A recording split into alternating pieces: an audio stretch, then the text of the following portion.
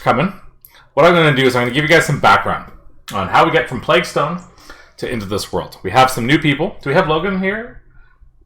Yeah, dude. Okay. I'm just not used to the name change here. Well, that's because I'm a new character. New character who dis. I know, right? Okay, we'll get into that in a very quick second. But, to start, for those of you who were in Plaguestone, as you left the Plaguestone, the city of Ettrins Fall behind, you traveled with the caravan to, a long ways up to the town of Absalom, where our story will take place. This adventure is sort of entirely contained in Absalom. To give you some idea, Absalom is one of the larger cities in the area. And I'm going to show you guys right now the city. You guys should have all seen that, yes? Well, yeah. Oh, yes, yes. Damn. All right.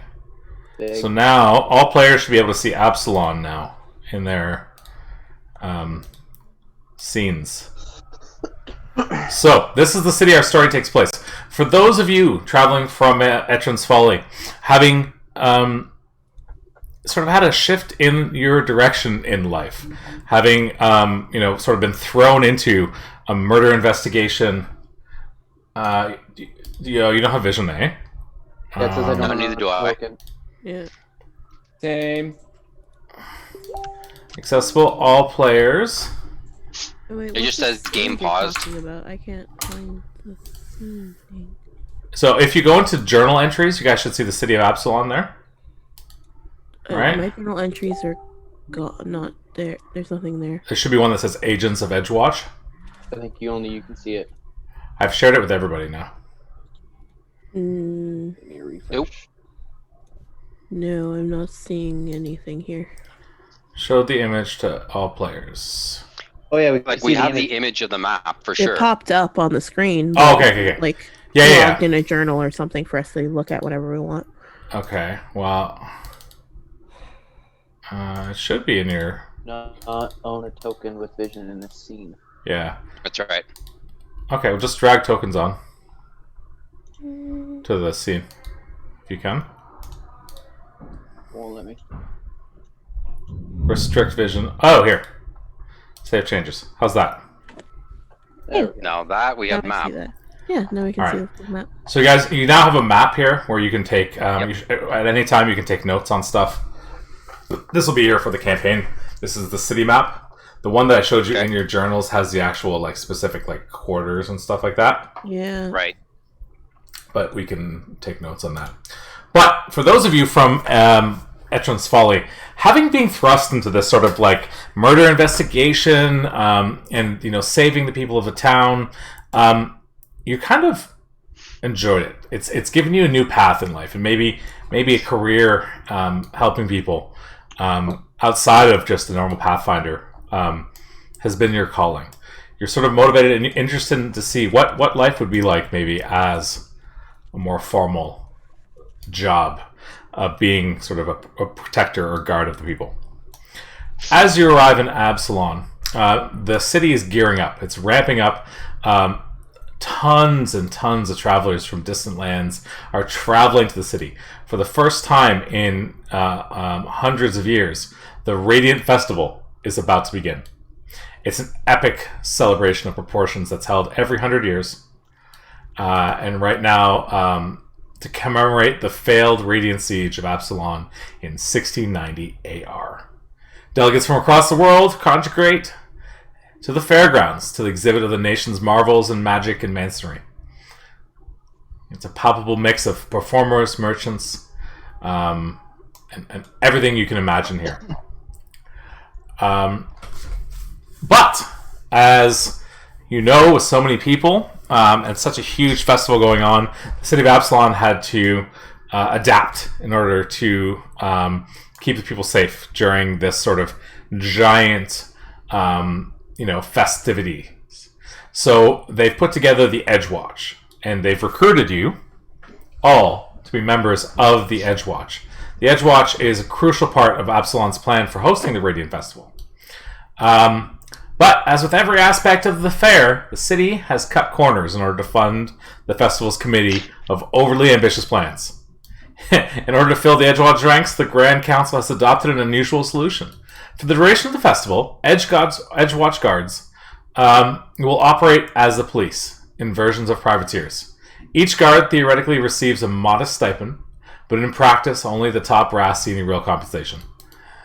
The rank and file watch members are automatically garnished by the city for food, pay, and uniforms and lodgings.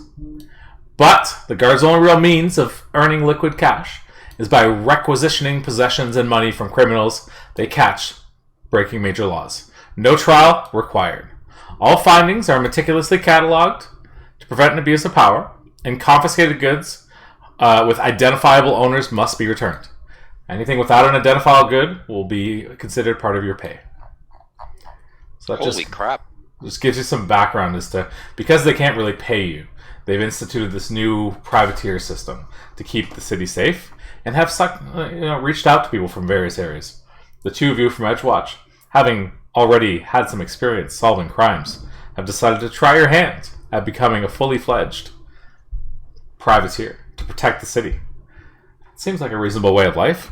For you, Rue, the interest of finding maybe more criminals with their investigations into alchemical experiments and keeping people safe has motivated you to join this group. And for you, my friend Kishatar, having again fought and valiantly saved the town, do you feel like this might be a good step for you? As you guys look around, you guys are assembled in a room. Lieutenant Grosbeck, Larvis's office, is where you're being briefed. As you walk towards the office, the new recruits notice some of the unit's established members giving them sympathetic looks. Lieutenant Larvis is a large human man with a curly, graying blonde hair. He has a broad belly, a gilded nightstick stuck in his belt, and an unlit cigar clamped in his teeth. As the heroes enter and stand at attention, the lieutenant rises from behind his desk, glaring beneath brooding brows as he silently studies you. After a moment, he shakes his head, muttering, "Unbelievable," as he pulls his well-chewed cigar from his mouth and gestures disdainfully. "This year's Radiant Festival is the most ambitious peacetime undertaking the city's ever seen. The Edgewatch, you lot, are responsible for the safety of thousands. I told the council I needed the best of the best. Instead, they sent me you. A bunch of rookies so green you're practically got gills. Did you pin those badges on yourself, or did Sergeant Olo have to do it for you?" He sighs and sits. "Akbar only knows what sin I committed to deserve you, but we work with what we're given. You do what you're told, learn from your veterans, and maybe you'll come out of this as proper guards. But if I catch you shrinking work or tarnishing the reputation of this precinct, I'll bounce you out of here so fast you'll land in Absar's Harbor. Clear?" He doesn't wait for an answer. Instead, he snatched up a piece of paper from his desk and holds it out to you. "Here's your first assignment. A bunch of dung-heated wannabe adventurers are smashing up the Tipsy Tengu. Clean it up. Book them. Find them. Just don't kill anybody." He shuffles through some papers on his desk, looking pointedly before you, and goes, "Well? You want me to hold your hand there? Go on. You're dismissed." I'll walk up and snatch the orders from him and simply just bow, and as I turn around, my tail flick something off his desk and keep walking. "You." And they sort of walk out. You've been brought up the city. You've been given directions to the Tipsy Tengu. It's a mid-tier tavern in the Precipice Quarter, built to cater to foreign officials and dignitaries in daylight hours, and opens its door to more common folks in the evening. Oh no. Furlock is really getting into this. Yes. Oh, suddenly he stops. With the orders, does it have a description of who we're supposed to go after? The orders you see are a description of the place, that there's been a disturbance, and you've been asked to show up. It simply just gives you the Tipsy Tengu, which you have a good idea of where it's at. And it says there's a disturbance in progress. Please, resolve the issue and find anybody involved. As you guys, Well then, are you guys going to head over right away? Do you need to pick anything up? Do you guys want to maybe look around the room and introduce yourself to your new squad? so do we move as a squad? Yeah, so you guys are all assigned as one sort of squad, a unit in the guard, basically.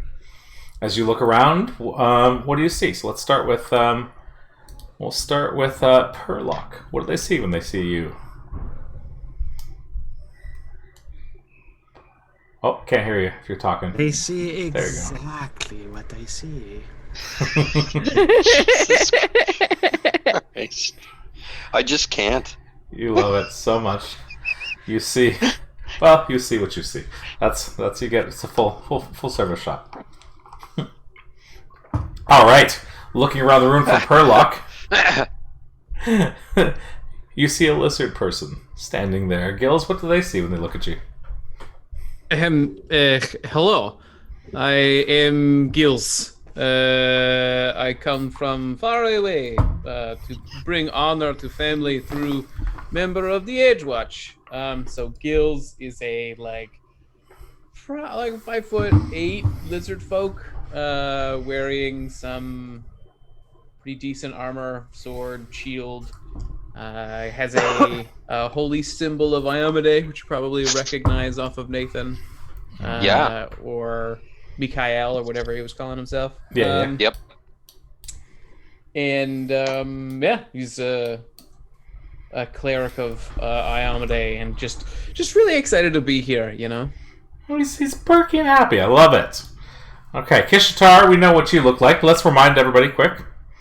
I'm a 6 foot tall leopardy. Well, I'm actually more jaguar, as I recall. Yes. But I'm I'm a really big, imposing cat folk. Glaive in one hand. I've got a 2-handed great club. Hide armor, but definitely commanding, and doesn't take any shit from anyone. Why are you so big? My people make them bigger where I come from. Are you from Why are you so little? the jungle? I'm from the Mwanji Expanse, absolutely. Welcome to the city. Looking over, I go to, Go ahead. Yeah. No, I was just going to say, I'm going to size up Perlock and see just what he's about. And can I get an idea as to what he is? Make me a perception check. Take a look. See if you can sort of discern what he looks like from his clothes. Mm-hmm. Blind roll for me. Oh, apologies. It's okay, blind GM So roll. we begin. So we begin. There you go. All right. You can tell that he does not look like he is someone Jesus. who is wearing many armaments. He doesn't have weapons to say, although he does have a long spear on his back and a staff, maybe one of the two. Which one are you using? And I got that cut out again. I said I left it at home. Oh yes, so there's no long spear. I see, perfect. So again, no notable weapons. You see that again. While he may seem like he's in relatively good shape, very limber, doesn't seem overly strong per se, and not carrying noticeable weapons at the current moment. How tall are you, Perlock, in comparison to the 6-foot cat? Normal size. Perfect. So you're little then. That's Yeah. good. I like that. All right. As we look around the room, Rue, why don't you introduce yourself to the new people, remind them what you look like, and all that jazz. So Rue is a hobgoblin, very ashen skin tone, and like the pink threads, and she's just covered in like some studded armor with, just a whole bunch of bottles and other concoctions like on bandoliers strapped to her, and her alchemical tools and crossbow on her side. She's She's pretty much just not paying attention and just following blindly as she fiddles around with something in her hand. She has an innate knack for walking behind someone and making potions at the same time. Just lead the way. She's very good at that. Why do you smell like fish? Are you carrying fish? No, I don't have fish. Why would I have fish? What use are fish in my potions? Who is this? They really taste. That's fair. That is fair. You know what? That is fair. Maybe we'll get some fish after this. Where are we going? Looking over you guys. Her nickname is not Carol Baskin, that's for sure.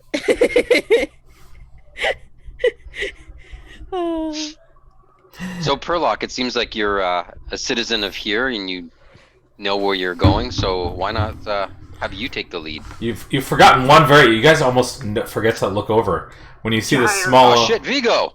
This small halfling. Vigo anymore. Vigo has left. Gotta look down. You look down. You guys think you're about to leave, and then you accidentally step on almost this small halfling. So what do they see, Craig, when they look at you? Yeah, you don't see much because I'm so small. But my name's Cork. I've been an undercover officer here in Absalon for a few years. Halfling rogue.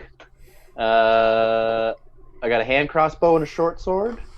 And I fucks with poisons. And I'm a thief. But for good. How undercover can you be when you tell people you are undercover? Well, that's why I'm here, because my cover got blown. Your cat-like perception doesn't miss a beat.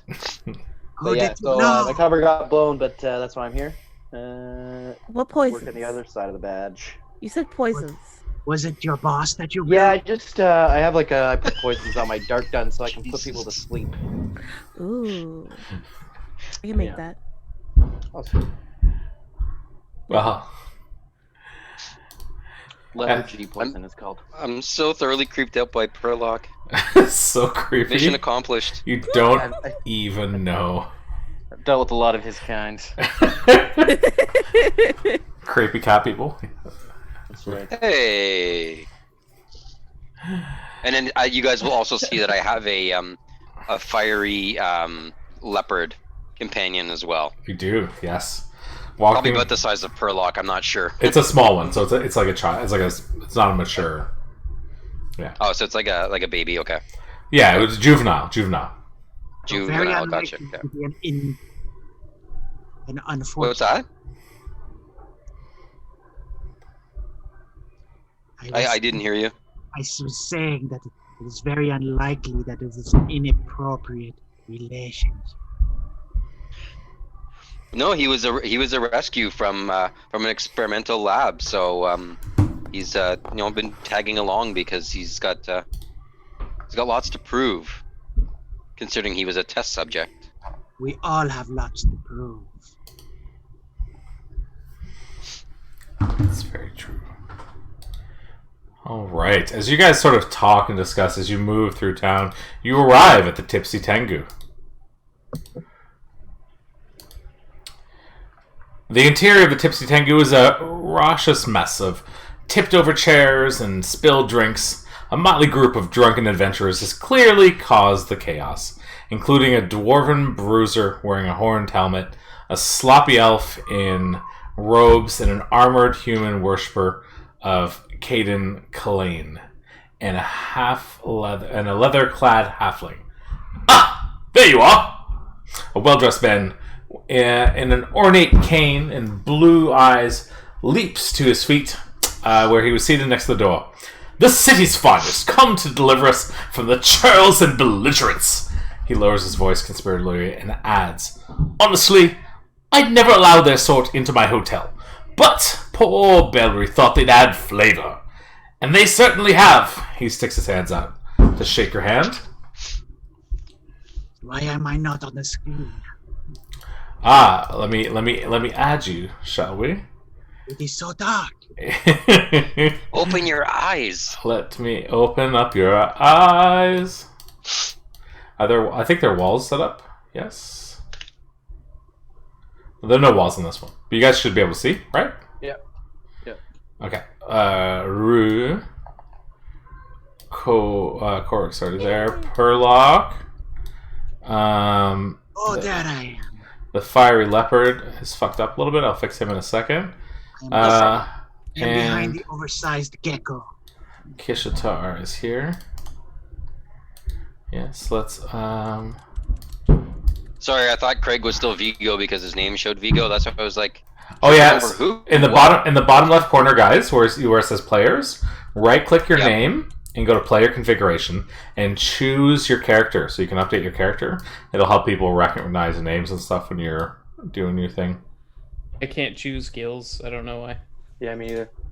If I Maybe. release a character. And then oh, okay.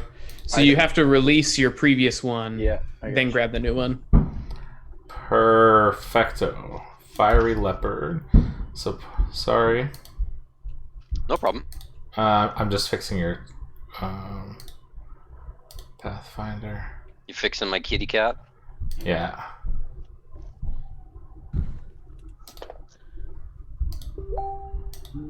There we go. All right. So as you guys walk in, you're greeted by Hendred Pratchett. He goes to shake your hand. Do you shake your hand? Is that? Oh, for sure. Ha! So, just a question though, Yeah. Michelle as well too. With the accoutrement of the Edgewatch guard, what do we wear? Are You guys all have a to- badge. You're given a badge. Other Okay, so than it's a that, badge. Yeah. You were given a badge. So we wear our normal. And a uniform. You have an Edgewatch uniform Okay. card that you were given to sort of Question. identify yourself. Are pants optional? Yes, always pants are optional. Excellent. Yes, but yes, you guys also look like guards, folks. Official, correct. Dressed. Okay. But outside of that, that's sort of what they've given to you. And sort of, you know, this well-dressed gentleman with the top hat sticks his hand out and goes, "Henry Pratchett, proprietor of the Dreaming Palace. This is my associate, Raslo." He nods to a hard-looking half-orc woman. "We thought we'd come down and enjoy a quiet night of dinner and drinks before the opening festivities tomorrow. So much for rest and relaxation, eh?"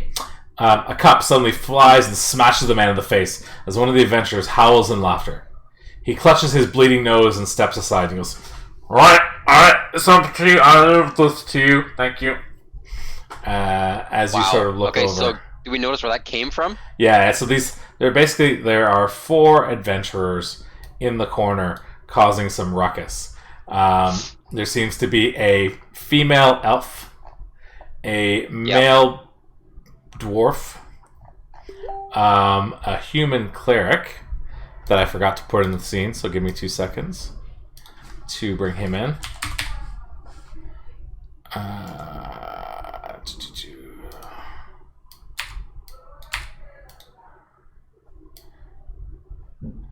One second. Sorry, folks. I haven't had as much prep time as I normally would because I am busy. Busy. Yeah. Alright. We'll go with this. Okay. So a human sort of cleric, a human male cleric, and a halfling rogue. All sort of clustered in the corner, loud and rowdy, and just, laughing uncomfortably. It's just loud, and they're throwing drinks at people and making fun of people, and spilling people's drinks. And Well then, I'll just look over my shoulder at the group and be like, "Shall we do what we're here for?" yeah, That's the We should thing. kind of surround them, and then someone go talk to them. Like cops do. Just kind of all get in position, kind of creep up on them. Creep up. I'm gonna move myself. Well, not really creep up, but just like, there you go. Yeah, I'm gonna just roll right up on them. Oi, what do you want? Seems like you're causing a bit of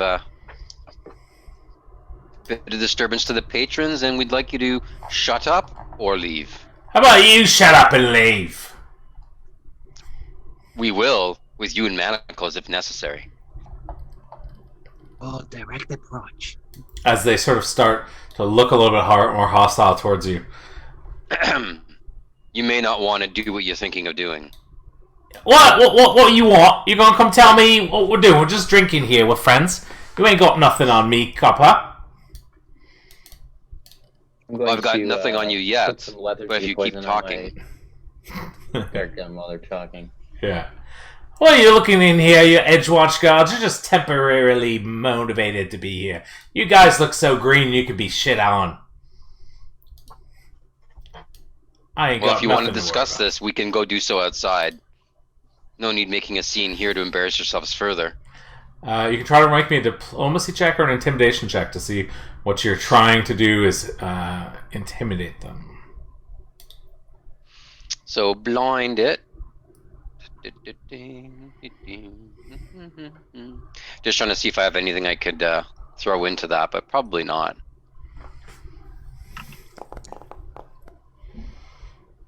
Right.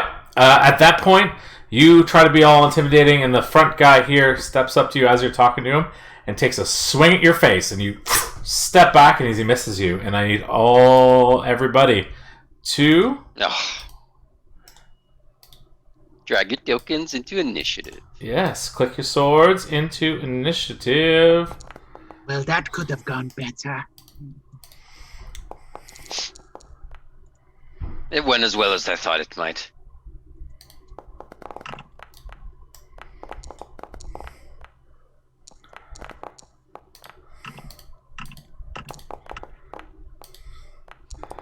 All right. When these types of people are into the sauce, nothing good comes of it. Gills, you're up. You see this guy take a swing at Kishitar. Yeah. What are you doing? Probably something magic. The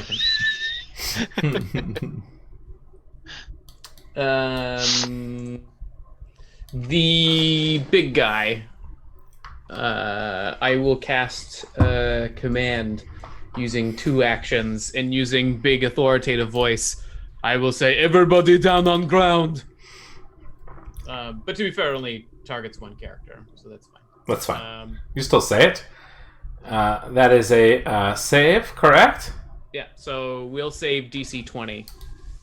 Damn. All right. That is not enough. So as you say that, he lies down. It is a failure? Yeah, so for the first action on its next turn, the creature must use a single action to do as you command. Perfect. So just basically I want him to drop prone. Okay, he will drop prone on his turn. And if it was a crit fail, then it has to use all the actions. So, I mean, he may get down and just choose to get back up again. And then my third action, I will raise my shield. Perfect. All right, that's your turn. Korik, what are you doing as you see this come down? Are there like a lot of people in the bar? Outside of like some other people, like there's some random people. Most people have cleared out at this point, driven away by these people. So what you see is kind of what you see. Okay.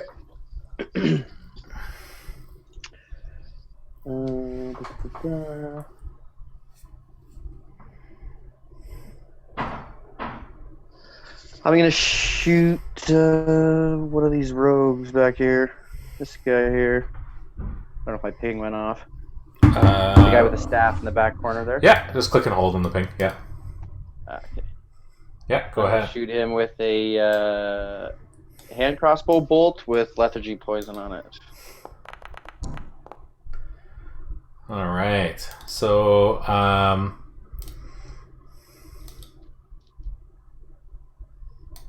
that hits. So you shoot a bolt with lethargy poison. What's the poison do? Makes them tired. Leaf. Lethargy poison. So it's a DC 18 Fortitude. All right. First stage he's slowed. Second stage he's slowed again. Third stage he's unconscious. DC 18? Yeah. Okay, so he passes his save, but he does take the damage on the arrow shot, so roll me some damage, please. Too bad.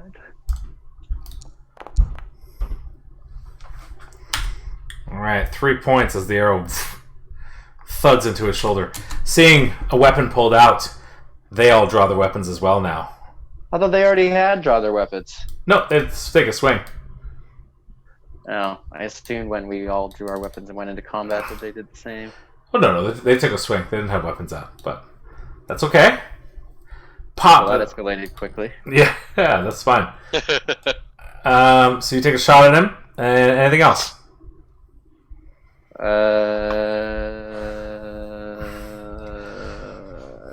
Create a diversion, I guess. Try and go back into hiding. All right. Make me a deception check. Oh, sorry, I'll do a private. That's fine. You're in combat. It's fine. You think you did a pretty good job. Is it critical? That's the only way it matters. What is it again? It's 15. I need to get a critical success to get the lengthy diversion, and then I can go back into hiding for a round. Right, but I think our perception it's 10 plus the perception, right? Yeah, usually. Yeah, so Or 10 plus their will against the deception. One of the two. Right. So either way, it's a success, not a critical success. Word. Okay, thanks. That's it. All right, cool. Skeebs is up. So this little halfling's going to dart. Use his first action to dart behind you. And he's going to take... Op attack on him? He moved, so go ahead. Yep. I will do that. I don't really want to kill them. Yeah. Really? So I'm going to strike him with my shield. Well, you can do non-lethal attacks with your weapons. Just try to knock them out. Just declare that they're non-lethal. I'm going to be non-lethal then. Yeah. Oh, gosh. Sorry, I would have done that as well. Yeah, that's fine. That's fine. I assumed you guys are all trying to be non-lethal, unless you say it at this point. But you go to strike him, and you're just trying you're trying to smack him with the side of your weapon, right? Not the way it's doing it. And it's just not like used to this. he just parades it and knocks it straight out of your hands, and you drop your weapon on the ground. And then he goes, and after parrying that strike, he's going to go make a strike on you. And that's +2, so that's a 33 to hit. Damn. And I'm at 20 AC. 20 AC, so that's a critical hit. As he pulls out his dagger and smashes you in the side for 26 points of damage. All right. So that's his first action. Second action. And then...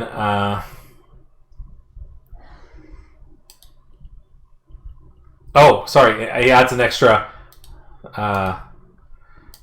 he sneak attacks because you're flat-footed, so... this is critical as well. So that's double that damage as well. So 17 times 2 is 34 damage. I am down. Pop as he slams you in the side. You fall over. Would you don't have your shield up, do you? No. No. So he just goes and just fucking sneak attacks you. And then he's going to dart and move his movement, which is 25 feet. So seeing you down, he sees this other guy here. And he jumps over 5, 10, 15, 20, and jumps out behind this guy. And that's his turn. As he starts to swarm you. So you are now dying 1. Yep. But they didn't use critical damage. So he did knock you down enough to knock you out, basically. So you're still dying, but you can't die from this, if that makes sense. Okay. You're just... because they're not trying to kill you. But he did knock you out, so boom. There you go. Alright, and that is the end of his turn. Rue, you're up. You see this little halfling dart around behind Kishitar and just smack him once in the back of the head with the pommel of the dagger so hard that he just falls over unconscious. Did he jump up? He did not jump up. He just is down now. Yes, but Ishtar is like 6 feet, and halfling is not. Oh yeah. He jumped up real high. He did like this little like tactical like jump up and smacks him in the back of the head. Okay. Probably look like Yoda. Yes. Yeah. So I do believe I now have the ability to throw health potions as bombs. Yes, you're level 4. Does it Yes. splash healing? Huh? Does it do splash healing? No, I don't believe so. Okay, so it just hits the one person. It just hits the one person as long as I don't critically fail the roll. Okay. But I don't have a roll. Can I just roll whatever I normally roll for a bomb and just go from there? Uh-huh. Because I don't have a thing. You just roll a flat check. No, I'm pretty sure I have a special ability for throwing bombs, and it becomes an alchemical bomb, so I get the plus 7 and stuff I get for that shit. Okay, yeah. So go ahead. Roll me an attack on. Kishitar is prone, and so you get +4 to the attack. Sweet. I'm just gonna throw this blight bomb here. It's a +9, so. Hey. Oh, critical heal. Critical heal. All On right. Kishitar. So Thank it's you. roll me the healing ×2. We'll say for fun, shits and giggles. You basically see Rue throws a potion, and it just it like as you're lying down, it explodes in your mouth, like Jesus. like down your throat. Not only just like normally it just has to coat you. This went right in your throat. You just almost like somebody throwing an Advil at you from a distance. Just, Nice. Not bad. is it normally 2d6 or it's 1d6 It's normally? normally 1d6 because it's the minor one. Okay, perfect. I can't throw lessers right now. That's fine. So what you do is you heal now. Yep. So you're at 8 points of health. You are Yep. no longer dying, Mm-hmm. but you are still unconscious. Okay. And flat-footed. Actually, not unconscious. You wake up from the health potion, but you're still flat-footed and on the ground. That's Okay. one action. Is it one action to throw a bomb for you? This is one action to throw a bomb. Yep. Because I have quick bomber as a trait. Yeah. So I'm going to ready an arrow with the lesser fire, alchemist fire, Mm-hmm. and I'm gonna make a shot at the halfling. Or do I have? Is the table partly covered for him? No, I'd say he's small, but like the table's like it's there, but it's not Okay, crazy. it's not gonna. Okay, so it's not gonna get in the way of me making my shot. He's not ducked down. He's not hiding behind it right now, so it's fine. Okay. Okay, that it removed that action. That's cool. All right. Alchemical bow. I think it's this one. 22 to hit, On the halfling, yes, that Yeah. hits. and then it's the damage plus I do another d6 of the fire, right? Yeah, whatever you have loaded into it. So if you have Yeah. a fire, then Is yeah. it a d6 or a d8? Read it on your character sheet. It'll say in your items. Doesn't. Yeah, so if you click on, so like open up your character sheet. Yeah, You're I'm clicking in- on the bow, and it doesn't. Yeah. No damage according to the weapon, including a modifier bonus and penalties. You haven't. It Hold does on. not- So that is the what's the bow? Alchemical crossbow. Yeah. Yeah. So click on the in your actual inventory. Oh, in my inventory. Yes. Oh. So the next 3 attacks make a 1d6 deal damage of the bomb's damage type, Okay. in addition to the crossbow's normal damage. So 1d6 for that. There we go. All right. So for a total, so that is 8 plus 5 is numbers 13. On the halfling, as you And I slam have 2 into more him, shots like that, right? you do. Perfect. All right. Well, that's the end of my turn then. Perfect. All right. So next up is Miral Greyleaf, the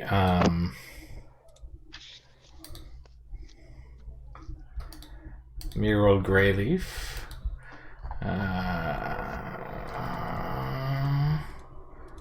He is going to cast Tanglefoot. No, he's not. he's gonna just run over to swarm this guy here, and he is going to. Actually, no, he's not going to do that. He's going to stay back here. He's going to see you guys shooting off in the distance. He's going to make a perception check to see if he can see our hidden friend here. And he can't see you, so he's going to move over here and take a shot at Rue, who's shooting them. So he's going to roll a 28 to hit on Rue. That, of course, hits. Yeah, what's your AC? Ooh. My AC is 20. Okay, so it's not a crit, but he shoots you with this crossbow, and you take 19 points of damage. Holy crap.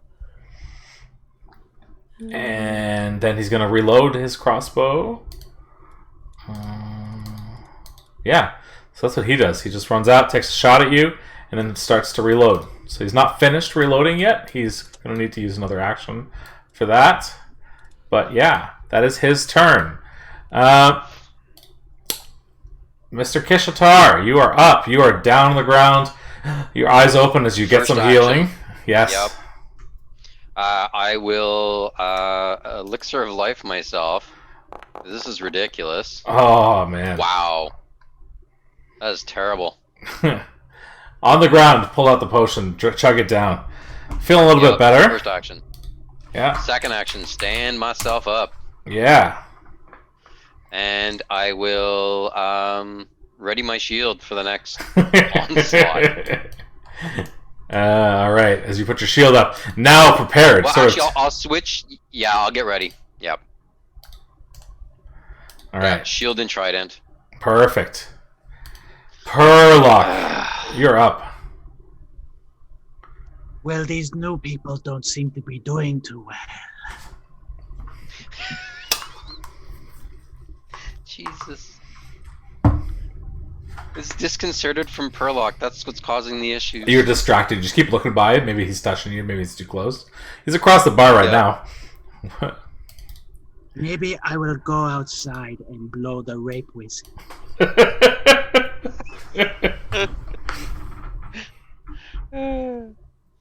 To call more guards, you know. That's what we do. So I will go Oh my. beside this kitty here, who is only a little bit smaller than me. And I will blow the "we need help, we're getting our asses kicked" whistle. Okay, perfect. So is that a free action? Or... Yeah, that's a free action. I'll give it to you. Yeah. So the movement is one action. You've blown your whistle. You've alerted nearby people that there is a commotion about. Well, hopefully it will bring more guards. Yes. Good ones. Anything else? Of course. I'm bringing up my character sheet. Leave me alone.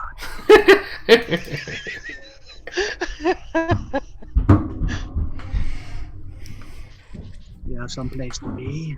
I want to make sure you're well supported. Okay, hold on. I'm almost there. Computer is slow. Yes, yes, yes.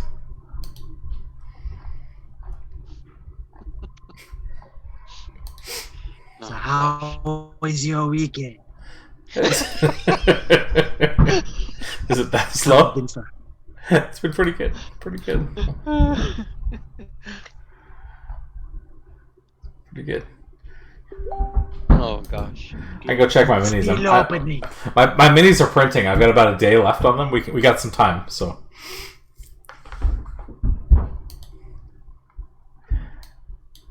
Okay. Here, kitty, kitty, kitty, kitty. Okay.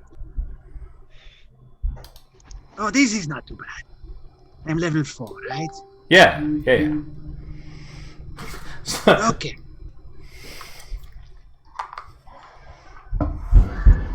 Okay, well, I guess I should do something.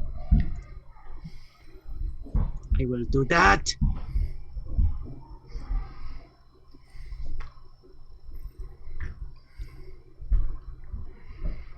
So that's not too bad.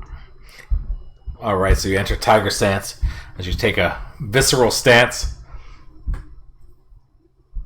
Yes. Let's see, how far away is it? Probably that close. That is not too bad. Okay, so ran over the door, blew the rape whistle, make sure the guards are alerted that you need help. And then you move back into combat here. And then I will slap the little child in the back of the head. Perfect.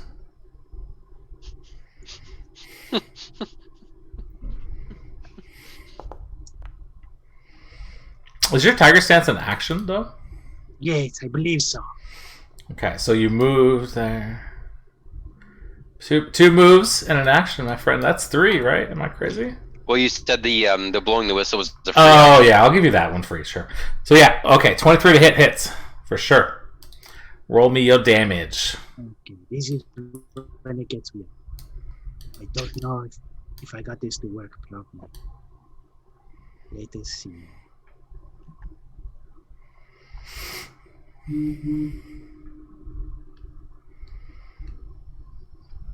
What is going on here? Is your internet cat speed? No, well, kind of.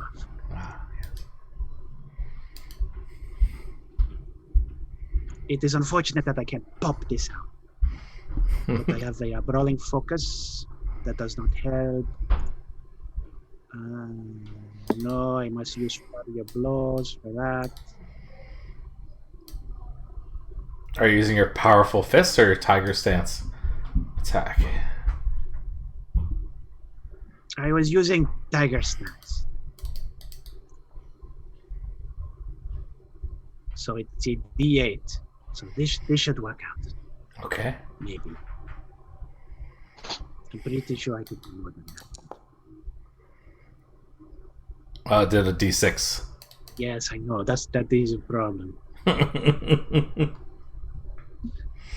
Okay. Was it D8 plus my dexterity or something? Okay. Plus 4. 10 points of damage. And then I believe that there's going to be a little bit of bleeding. Yes, it does a bleed of 1d4. The end of your turn. It does not tickle, sorry. Alright, so he's got persistent damage. You got cat scratch fever now. And then he takes 10 minus 11. Alright. As you smash in the back of him. And that is your turn. Next up is this guy. Now he's going to turn around and look at this slithering snake here. And he's going to go ahead and, he's going to rage. Gain some temporary hit points. And then he's going to make a battle axe strike at our lizard friend who's next to him. 21 to hit. On you, Mr. Logan.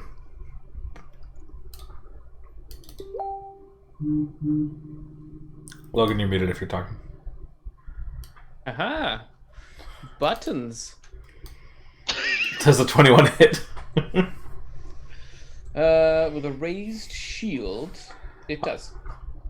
No, it doesn't. You're 21 AC normally, so it's 21 plus 2, right? It'd be 23, you're right. With my raised shield, this is not. Get Ah! Mitchell. As he hits you and he goes, boosh, you knock it away with your shield. His raging gives him plus the extra damage. So then he's going to make a second attack at you for a 14 to hit, which is also a miss, and that is his turn as he rages and swings at you. And then this sort of last guy in the corner here looks around.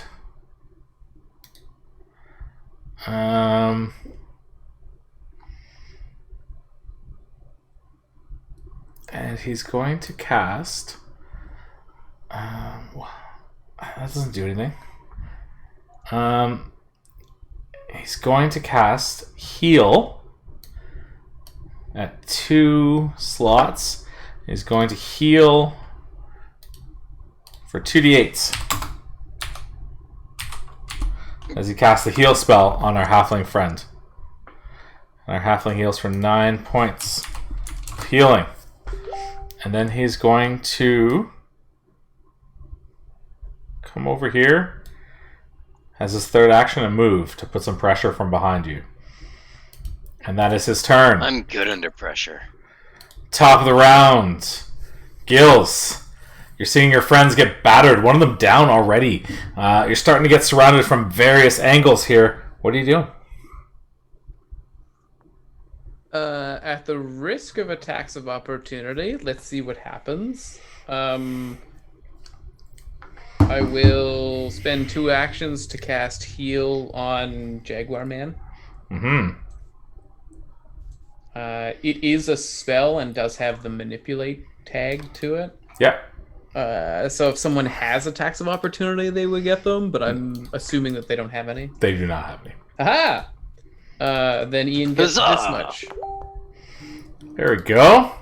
Ian gets 26. You get plus 16 on that. Wow. Because it's automatically heightened to 2nd level. Nice. So let's burn one of those. And that's why you have a healer. And then I will use my remaining action to just like hammer the rogue that put my companion down. So he's flat-footed because he's flanking. Yes. Yes. I don't know if it adds the bonus. Oh, I hit a button. I hit the button for target is flat-footed. I don't know. I think it just added. No, I think I hit the button to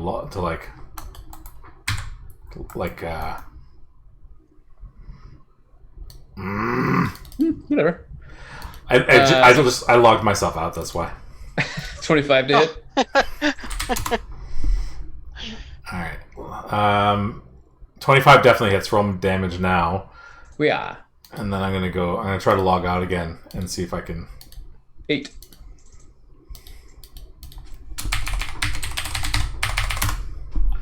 All right, that worked.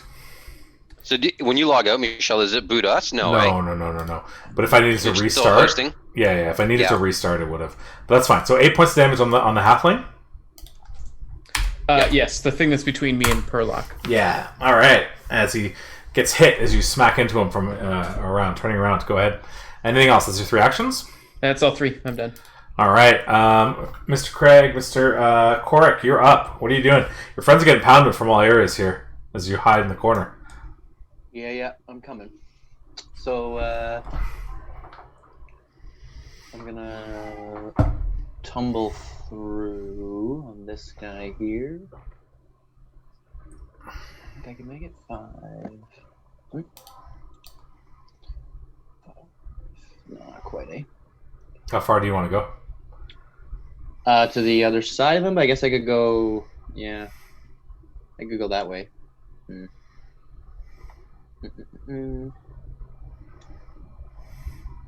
I'll just run up on that guy there. Yeah, right in between the two of them. Actually, no. Sorry, right. Here, I'll just go. I'll do it myself. I'll hit this guy here. Okay. Give him a strike. 22 is a hit.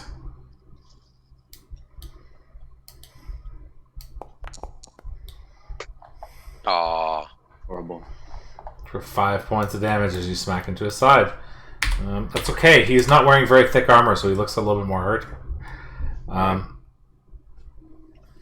I'll do it again. Hit him one more time. For the Go last ahead. move. 14 is unfortunately a miss. So you try to hit him the first time, you catch him, but he's prepared for you, and he's now facing you and paying attention. Now, he wasn't triggered to your presence, so do you get sneak attack? I do get sneak attack. So if he's hidden to your presence, do you have something that makes him flat-footed to you, I think? I think so, yeah. Let me just see. Sorry. Where'd it go?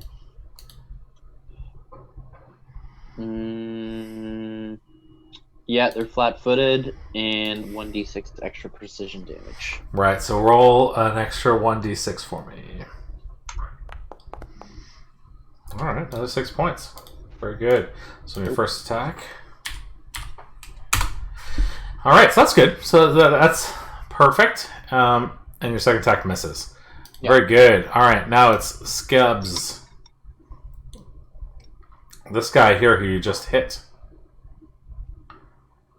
The rogue, actually. It's the rogue's turn. Rogue is like, ah! People are surrounding him, but he's going to focus on the one that he's got advantage on because he wants to go and do some damage. So, he is going to... you're now flat-footed to him. So he's going to make a dagger attack on you, good sir, Mr. Gills. Gills rolls an 18 to hit. I don't think that hits Gills with an armor class of 23. Well, actually, I'm down to 21. Okay, 21, but that's fine. Still doesn't hit, so he's going to go in for a second swing because you're flat-footed to him, hoping to do better, but unfortunately, that is a critical fail. See? And you knock out one of his 2 daggers in one of his hands as he's trying to hit you. So he's now disarmed in one hand. And that is his turn. No, he's going to make a third attack, desperately trying to get you with his other dagger in his hand. Even better. Oh. But you smack that one down too. He's now completely disarmed as you just take him out of the combat with your things, trying to disarm him to calm the fighting. Go ahead. Rube, you're up. So does it take an action to reload an arrow into the bow? Yes. Or... Okay, with just one action? You will see on the crossbow under your items, when you click on it, it's got... It does not have the parameters reload 2, so it's just a normal reload 1. Okay, perfect. Yes. So I'm going to... How far am I away? I think it's a 30-foot range I have on that bow. Yeah, 30 feet. Okay. Okay. So I need to move first. So I'm gonna reload first action. Yeah. I'm going to I think about there. Yeah, I'm gonna move there. Yeah. Okay. And then I'm going to take a shot at this guy over here. Sure. And then okay, where is the stupid thing? Yeah. So, Jess, can you move one down, or is that outside of your range? No, I think it should be in my range. Why? Because if you're here, he will be flat-footed to you. Oh, okay. Okay. If you're I'll move down. if you're up here, it's not. So now, see, it passes through 2 sides of. Oh no, is it here? Yeah. Sorry. Yeah, it would have to be one more. Yeah. I mean, whatever. Yeah. It's not like I can use the table for cover, anyways, right? So. Yeah. You could if you ducked, if you used an action, but now it'll be flat-footed to you. Yeah, I don't have the action to duck, Yeah. so it should be good there then. Yeah. So as long as it passes through opposite sides, so that now he's flat-footed to you. Okay. So go ahead. It's I rolled a 21, but I Plus guess that's a +2, so yeah. 23. 23 definitely hits. Yeah. Okay, and then we're going to hit damage, and then I have to do the R/1d6 fire damage. So a total of 6 damage for that shot. All right. As you smash into them from the back, as he screams in pain, getting shot from behind. With fire. Okay. All the fire. Alright, that's the end of my turn. Perfect. Oh, I forgot. Roll me another d4. Who has persistent damage? Somebody had persistent damage on Skebs. Right. Yeah, because of the claw attack. It was the claw attack. Yeah, so... Perlock. Perlock, roll me another d4, please. Perlock bones. Extra 4 points as he bleeds, continues to bleed from your actions. Sorry. All right. So that is Rue's turn. Now it is Muriel. This person here doesn't like being surrounded by all these people here. She is going to take a dagger swing at this little halfling in front of her for a 24 to hit on Craig. Oof. I assume that hits. I don't think anyone's got their AC of 21. So Craig, you're going to take 7 points of damage as she lashes out viciously at you.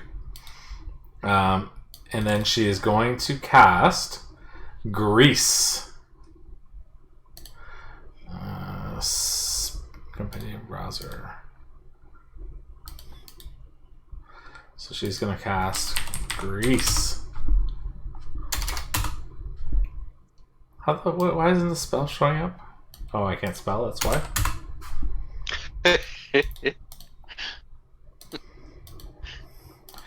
Alright, area 4 continuous squares. All solid ground in the area is covered in grease. Each creature standing in the grease must make... I don't know how to link this, but... Okay, so she's going to... 4 continuous 5-foot squares. So straight line from her.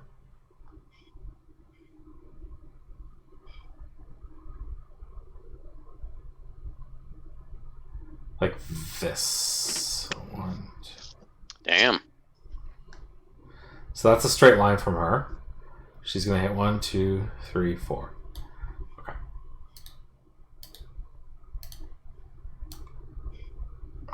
20 feet. Like this. So it is going to hit... Gills, myself, and her companion, right? Yeah. What did I ever do to these people? I would like to know. I feel very attacked right now. Yeah, so these I think they have an issue with things in tails. That- They got pretty that is hostile when all because these you are- tailed folk came in. Yeah. Because what? It's Jesus. because you are big and scary. That's true. I am not scared. These 4 spaces. Everybody in those 4 spaces must make me a reflex. Sorry, I'll read Grease again. Reflex save or an acrobatics check. All right, and then that guy needs to make a reflex save as well.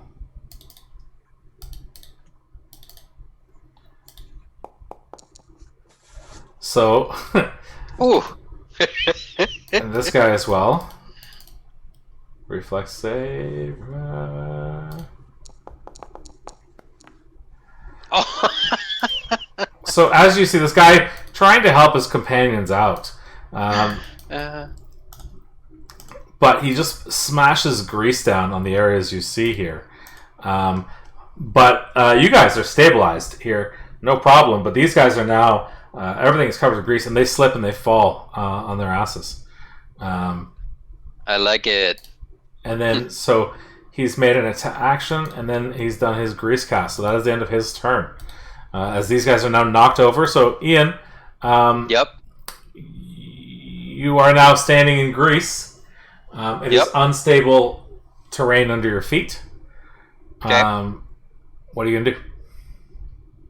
Well, I will step over. No, that's going to give that halfling an op attack. So I'm going to step diagonally to here. If you do a 5-foot step, it won't. As an action. Oh, right. Okay. Touche. And not everybody So has step op attacks. Yeah. Right, that's right. You can do diagonal So too. It's just this way I can get both characters if I need to, which I'm about to do. right. I'm going to shield bash. Because you could come down here too and get flat-footed. I just figured because the table is there that it's really not considered. Yeah, that's good. You can push the table out of Then your way, like it's a wood table, right? True enough, and I'm pretty big, so. Yeah, so you have to be over here. Yeah, so I'll go. I was on the red square, so 5. Yeah, I'm just lagging. Yeah. Seriously. Oh boy. Here we go. Gonna go after Bolar. Gonna shield bash him first. Yeah.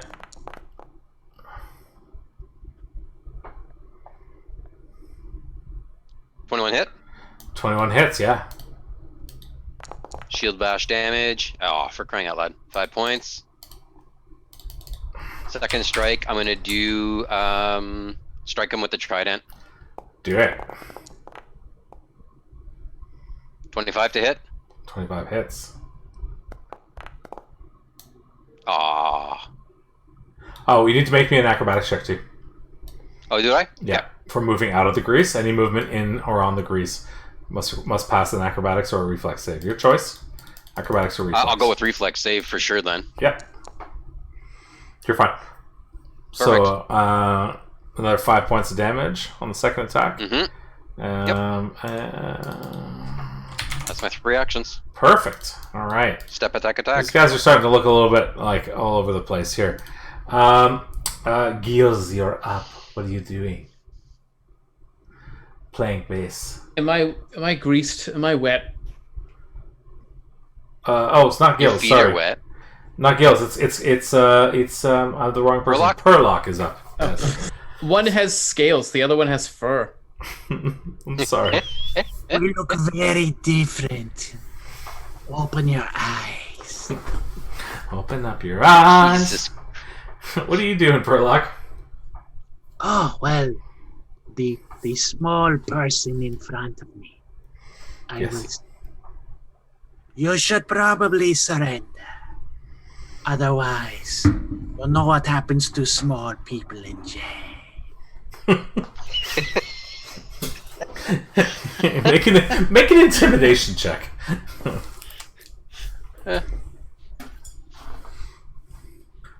Okay, let me see. I do have skill, huh? I am not good with intimidation. You sure? I'm intimidated. Not Okay. so good. Nothing happens. He doesn't react to your comments. What are you doing? I will do this. There we go. So I Flurry attacked of blows. Oh, Fury of Blows. What? It no longer works. This is bullshit. Hold on.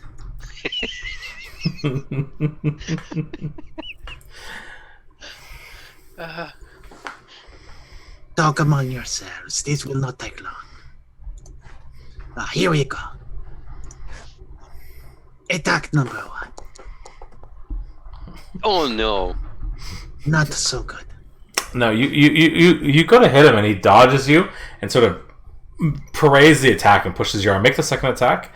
I'm going to give you just a -2 circumstance penalty on the second attack because you're off balance now, swinging after that, like a really wide swing. All right, well, he's flat-footed to you, so it cancels out, so 25 still hits. It's not crit, but you're good. Roll me some damage on that. So the D4 is the persistent damage. Right, so you're adding another splash damage, so he's going to get persistent 2 now. I think that's how it works. And he's going to take 11 points of damage as he gets knocked out unconscious, falling to the ground. And then for my third action, I will take some bracelets and put them on his hands. All right, Behind- he's now restrained. Prone And just in case he wakes up, I take his pants down. okay. He has now been immobilized. Oh, jail. That will make him wonder what happened while I was unconscious. Perfect. All right. 1 down. Balor, who sees his friend get knocked out, in a vicious rage, goes to stand up. Come on, acrobatics roll. He needs to make an acrobatics check. He's going to make a reflex save. Yo. And he manages to stabilize himself, just barely. But he's up now, and he's like, "You, I'm going to get you." And he makes a strike for 29. Against who? You, against Gills. Oh, Gills. 29 hits, I am assuming, but it's not a critical. Ugh. Good. Gills, you're going to smack for 21 points of damage. You have your shield up, you said, I think, if I remember correctly. Nope. Shield is still down. Okay, so I thought you said it last round. Maybe I'm wrong. No, so it was the first round. The second round, I decided to go offensive, and I regret it. 21 points of damage, my friend, as he smacks into your side. Ugh, taking a hard hit. Stupid game. Plus 2, 23 points of damage because he's raging. Sorry. Oh, good, great. I just want to make sure I capture that accurately. Good gravy. And then he is going to be... he's going to move out of this... He's going to actually make me he's going to make another reflex save for what the attack he made on you. Come on. Okay. So he just passes to get out of there, and that's the end of his turn. And then this guy over here is going to spend an action. He's going to stand up too and make another save as well. Try to stand up. And he's able to. He's going to move out of the way here. Jump up on the table. He's going to grab his rapier and try to strike at our lizard for a 26 to hit. Yeah, that hits. And another 13 points of damage as he comes around beside you to smack you on the side. 13? Yes. Mm-hmm. It's not critical damage. Cool. I think this is religious intolerance.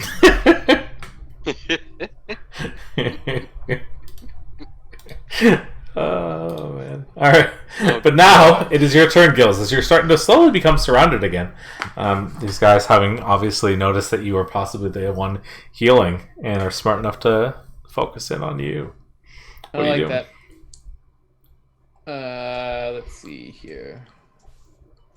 What is...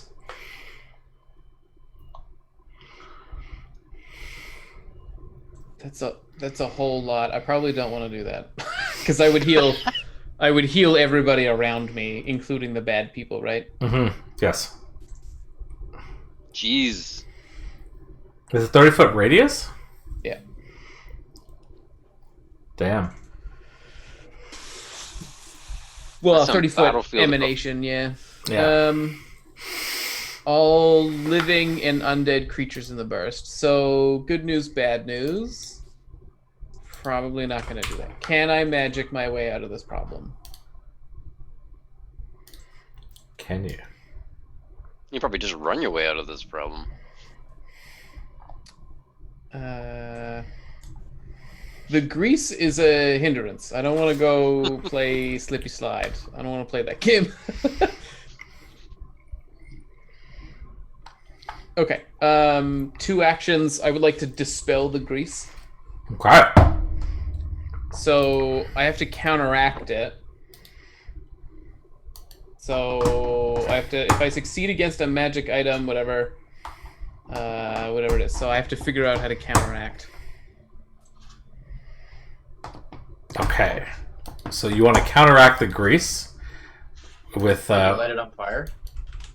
You probably conjure sand. I don't know. Yep. Well, the dispel magic is a counteract check. So I'm specifically looking for the interaction of. Oh yes, counteract check.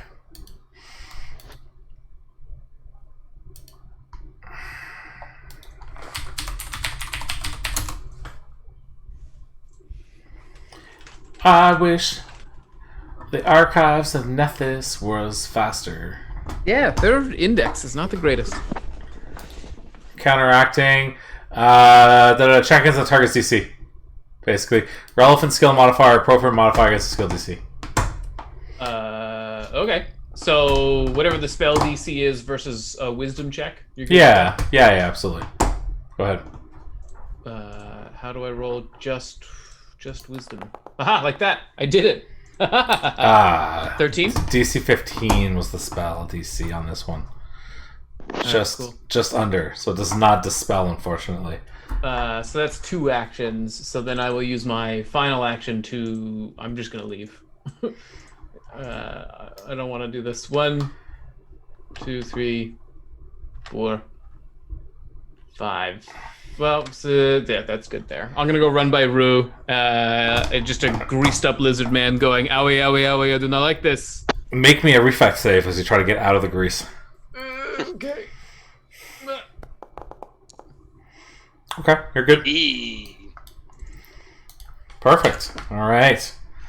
That is your turn. Mr. Korik, what are you doing? All right. Let me tumble through this guy here to the other side. Yeah. Acrobatics check.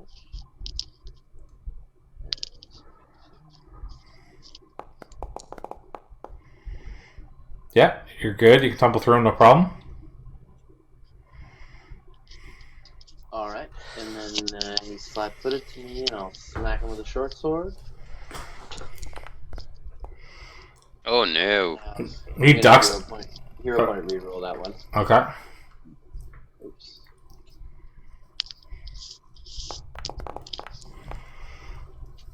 Uh, 17 just hits. 17 is his AC. So yeah, go ahead, roll me damage. With sneak attack because he's flat-footed to you. Yes, sir. Oh, it did it already. Base damage plus sneak attack plus dex. Oh, nice. Yeah, because it added it because I picked it. Nice. Great.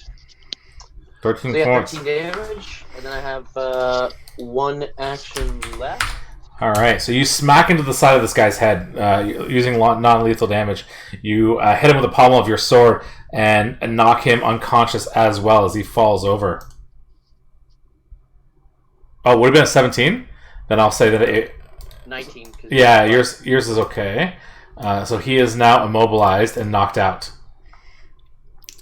Sorry, he's not immobilized and knocked out.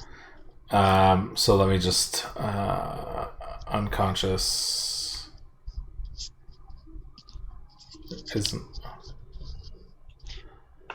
There is an unconscious element of PQRST.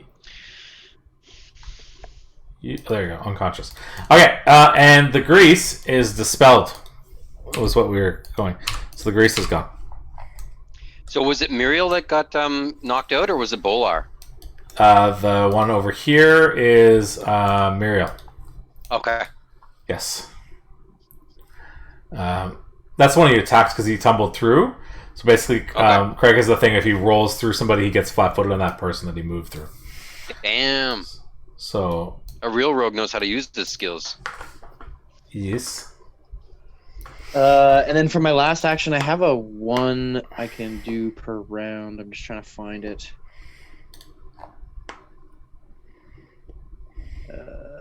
Where'd it go?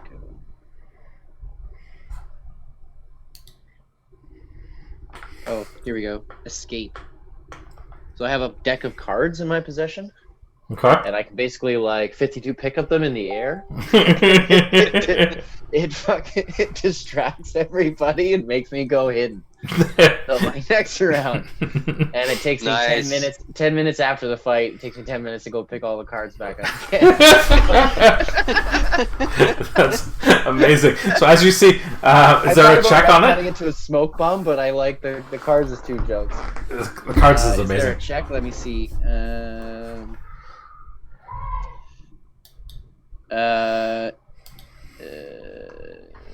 No, it's just unless they're using something other than vision as their precise. Oh yeah, so basically you just disappear. It's like a smoke bomb.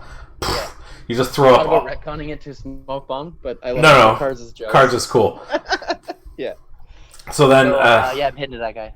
Hitting them all. Chronic, just as after he rolls through the guy, knocks this guy unconscious. You just see him look around and shoot up all these cards all over the place. His playing cards fill the area, and he just sort of ducks down on the table. And you just don't see him anymore. Hey, made it rain. Then You're now hidden to everyone else. Screbs is unconscious. Rue, what are you doing? Two of them are down. 2 of them left here. Which ones are left? The one here and the one here. Okay. I'm going to shoot this one here on the table. Do it. There should be one more fire strike on that as well. Oh, I guess that's two actions: load and then shoot. And then 24 to hit, which hits, right? For sure. Okay, and then damn, my damage is not doing great. 1d6. Hey, 8 damage for that hit. And then I look over at Gills. How's Gills doing for health there? Gills is looking pretty damn hurt. Very bad. Bad, very bad. I'm going to just hit him with a fucking health bomb then, because I have one of those left. So to throw that, that's just a strike. So let's that lands, and then it's a 1d6, I think. That's something. It's not much, but it's very much not much. But it's something. It's a token effort. And that's the end of my turn. Perfect. All right. All right, Mr. Kishtar. What are you doing, buddy? Well, I'm going to use my brutish shove. Oh, no, I can't because it's not two-handed. So I'm just going to bash this guy down. I'm going to shield bash him again. Your glaive is not two-handed? Oh, it's because you're using your shield. I dropped it. Never picked it up. Great, got it. 21 to hit. Okay, 21 hits. You smash him in the side of the head. As he sort of looks shaken here, starting to feel a little bit out of pace here. You might want to stand down, friend. All right. Very good. I don't... I'll go for one last non-lethal strike on him. Oh, sorry, that should have been a map 5. 18. 18 is his AC, so you hit. Okay.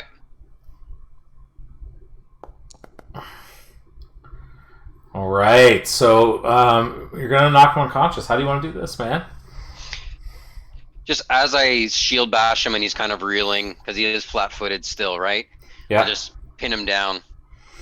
All right. With the trident, just hold him there. As this happens, okay, a platoon of guards comes running in the door.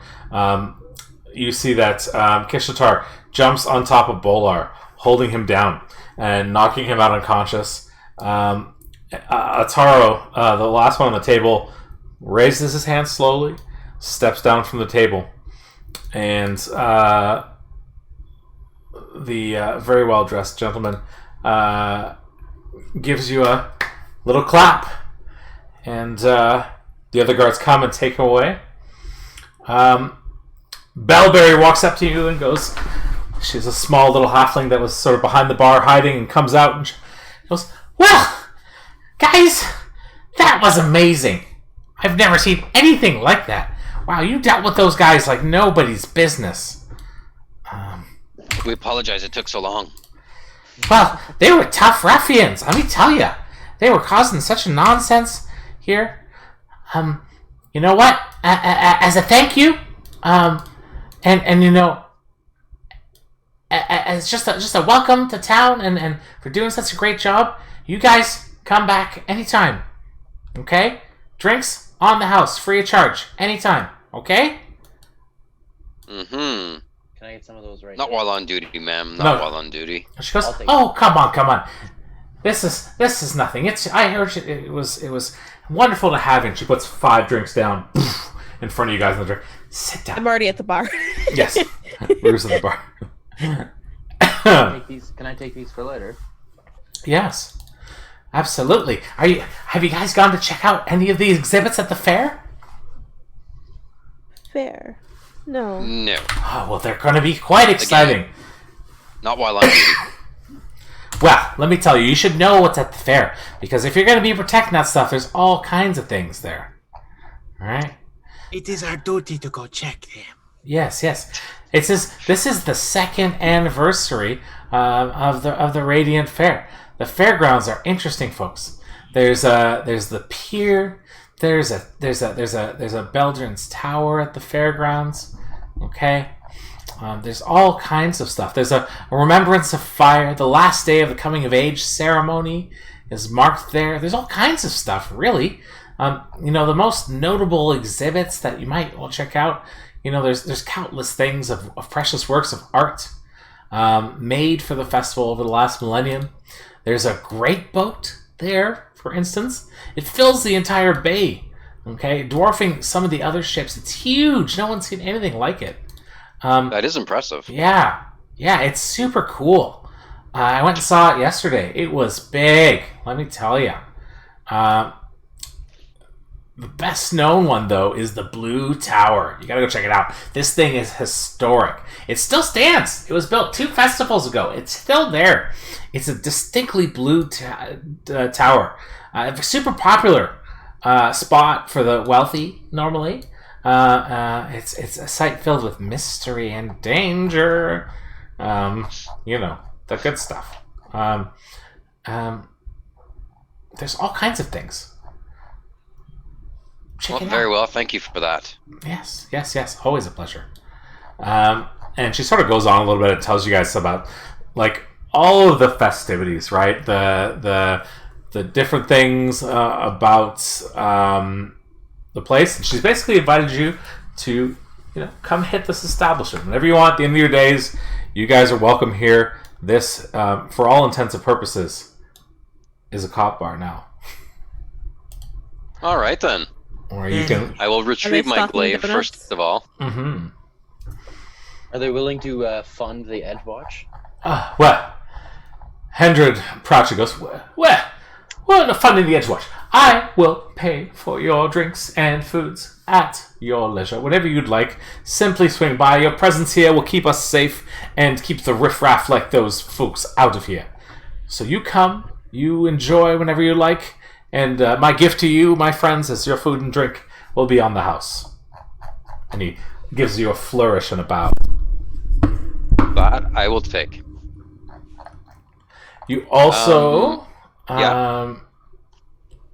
You got some.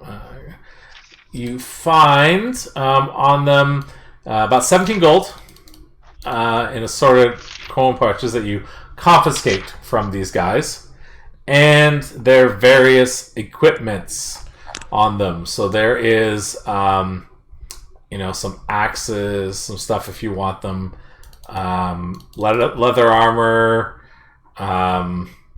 Just more like common items really about them, but if you want, it's all stuff you can confiscate. Daggers. Okay. I trust the big lizard to share it out. Yeah. I'll take one of them daggers. Help yourself. I'm gonna just retrieve my arrows. I think maybe From this their all goes bodies. into lockup as evidence, yes?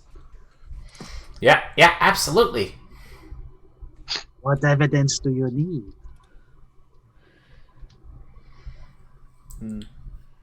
No evidence required. All you need to do, they were already, there was already a dispatch for these people.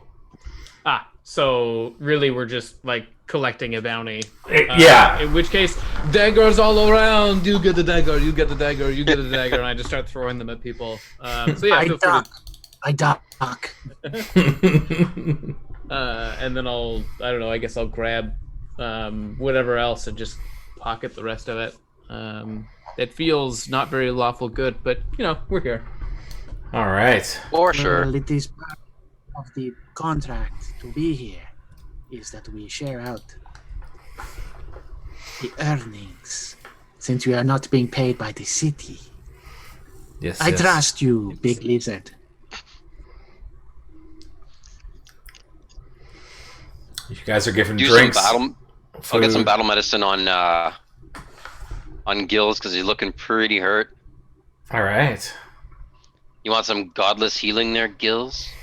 Yes, please. Okay. All healing is welcome here in the House of Gills. In the House of Gills. Although I Oh, suppose, man. like, how damaged is everybody, or am I the only one that had the tar beaten out of them? At this point, Well, you're the I only one. was pretty effed up until you healed me, and I got some healing balm. Oh, there's my medicine check for battle med on you. It's crazy the scaling, because you can scale creatures in this game, right? So like those things scale up pretty quick, and the damage is pretty significant. I watched you, big cat. You took a nap in the middle of the fight. There was a ray of sunshine that appeared out of nowhere. I You was must drawn be- to it. You must be very confident.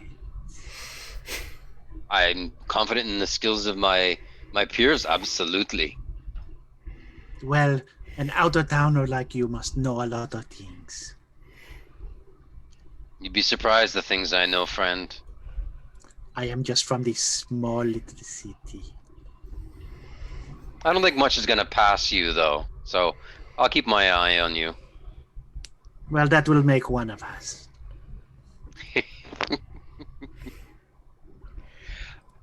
So for battle medicine, you're rolling with an additional 5 hit points because of godless healing. Gills. So how much is the base? For a treat wounds, I have no clue. I think it's a D8. Yeah, it is. It's still just a D8, right? Yeah, It's a 1d8 D8 plus or 5. 2d8 maybe. I think it's just a D8. I think it's just 1 2. I'm just so used to getting healed up by you guys, I never have to worry about it. Treat wounds. Nope, success is a 2d8. Look at that. Critical success is 4d8. Bam.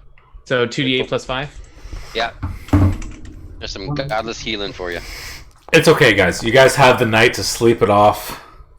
Oh, gotta feel like that was useful, though.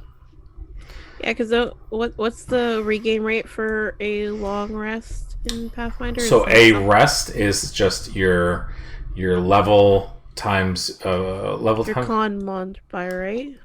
level plus your con mod, I think it is, or Yeah. times. Yeah. Hold it. You can spend about 10 minutes also getting rid of the wounded condition as well and stuff like that. Yeah, the persistent. Yeah. Because I do. If we're sleeping for the night, I still have some reagents left, so I could make up some minor potions. But I need to know because I also need some help. It's it's Constitution modifier multiplied by your level. Okay, con Multiplied. Yeah. by okay. So for you, Jess, that's like 3 times 4. 3 times 4. Okay. Yeah. Perfect. Let's see if that'll do it. 3. That's probably not gonna do it. I get Coming 4 to hit do some points. battle med on you. Jesus. If we're gonna regain all of our spells, then everybody gather around, and I'm just gonna burn all my heals because those will come back. Yeah. Yeah, that's what I was thinking. Already. The same shit. Yeah. I'll do 1 just to see. So let's see here. So everybody within 30 feet of me will regain 2d8 plus 16. Jesus. 2d8 plus 16. Damn.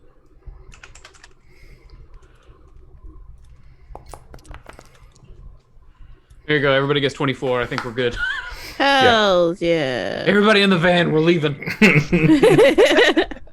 As you guys go back to your sort of rooms in your houses for after having a drink and sort of getting to know your companions a little bit for your new your new squad, if you will, you settle for the night. And I think we'll take a quick break at this point because it's a good shifting break.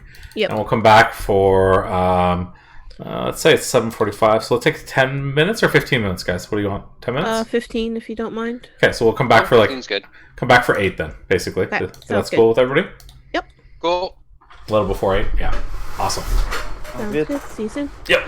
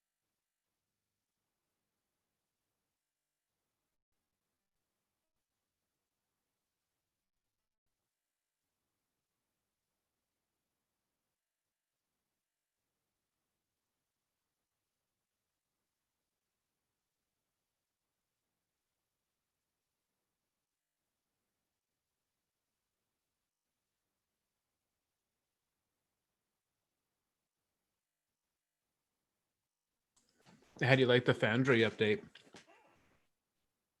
He can't hear me. Cool.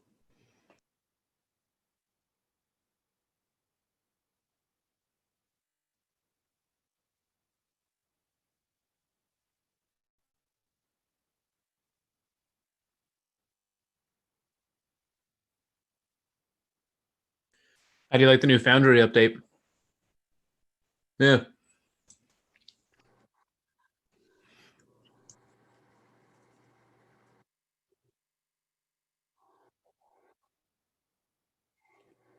Yeah, man.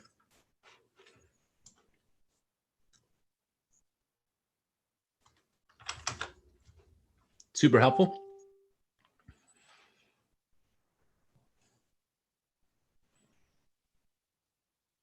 Jeez. That's crazy. Yeah. So we're gonna go on a long rest day, so I can adjust some spells.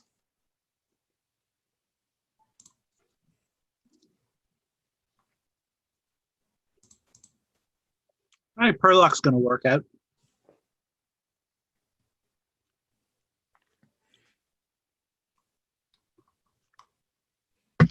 Yeah, I don't know if I'm creeped up by Perlock or not. It's amazing. It's so well done. And Gills too. I mean, for sure, it's quite the change from Maverick. You know.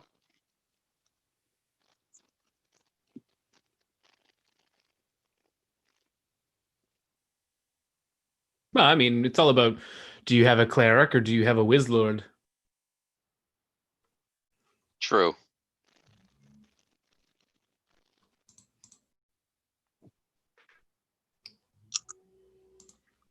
Yeah, And the wizards fact are that Tristan keeps fading in and out of existence there, I don't know what's worse.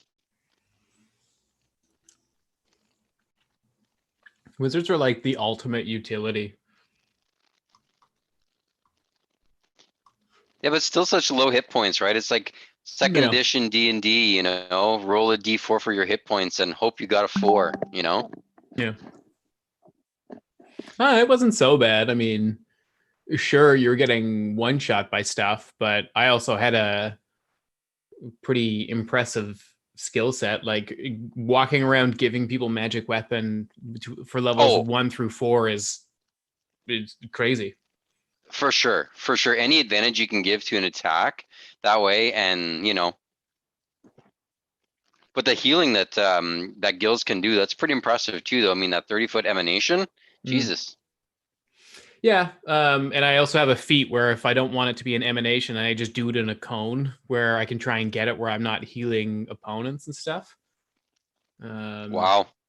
Yeah, it's pretty decent. I like it. The auto heightened heals.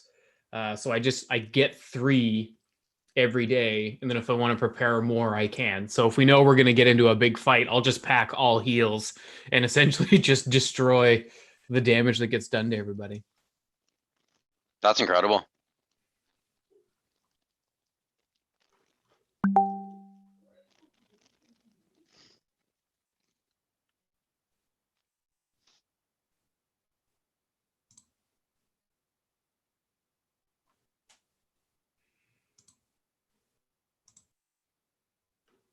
I'm back, by the way. We're just waiting for Craig.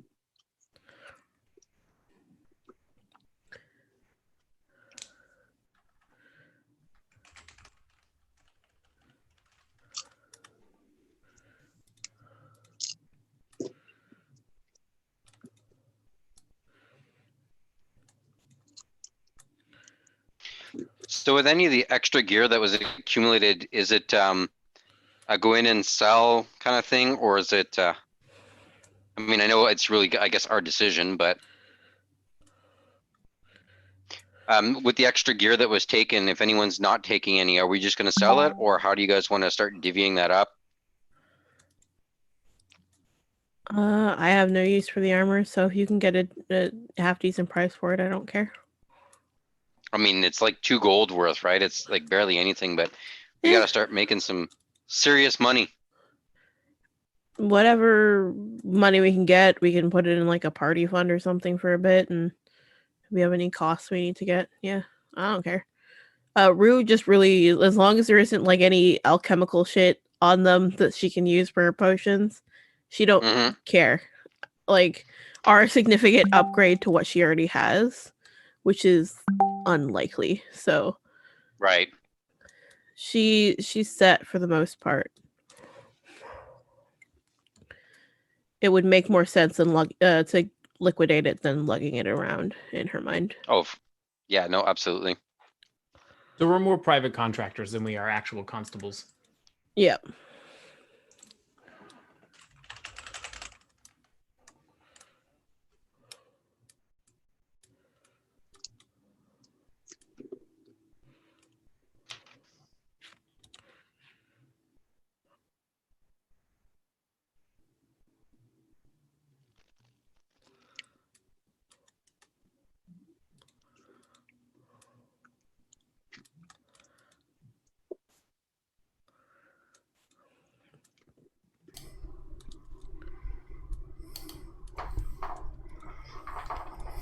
All right.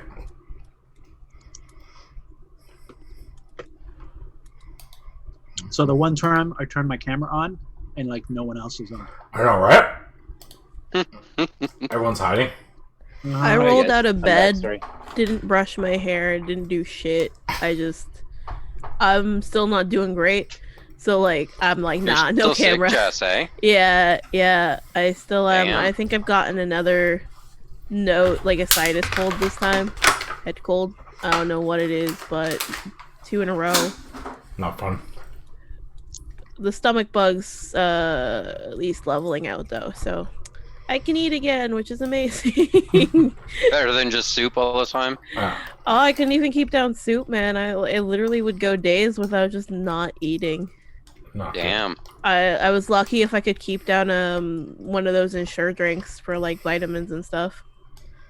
Well, I'm glad you're feeling better. A little Yeah. bit. Honestly, this is a really great trade-off in my mind. I've been dealing with sinus problems my whole life. I can handle those. And that could just be like, his allergies are real bad right now, too.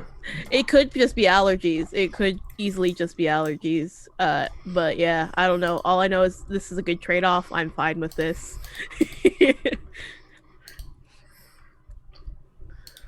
I like it. So you put this up on YouTube? I put it on Twitch, and I will put it on YouTube. Yeah. Huh. I can if you want. Like, I haven't been.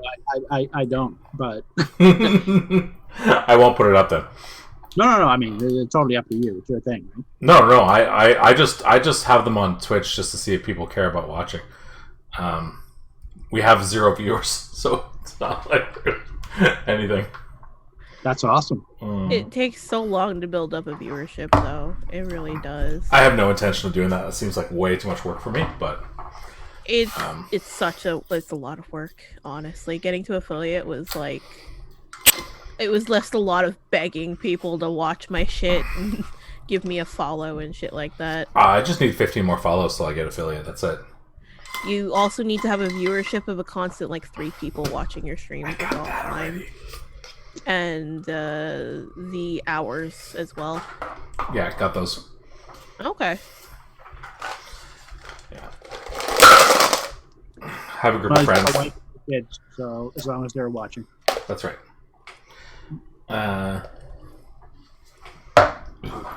All right.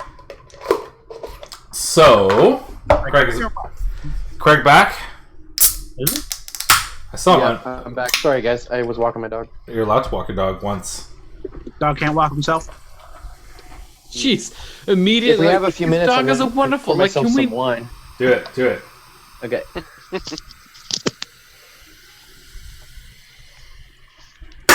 I'm gonna pour myself some tingle.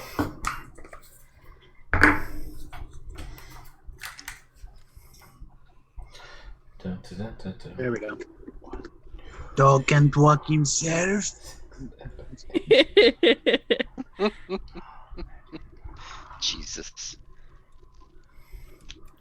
It's even weirder when you have human ears and you see them.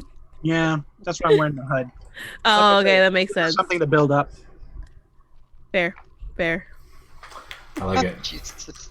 I was trying to find an actual cat mask with a movable mouth, but I wanted to be an inventor, no problem, but cat, not so much. Really, eh? I'm actually surprised.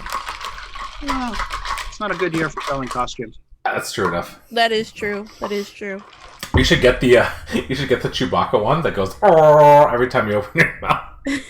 That one was actually pretty funny. I love that one. Yep. Oh man, welcome back, Mr. Craig, with your wine. Good Actually, I sir. forgot my wine. Hold on. You guys can go. Go, sir. No. Get your wine, man. We got you. We got this together. Oh my god.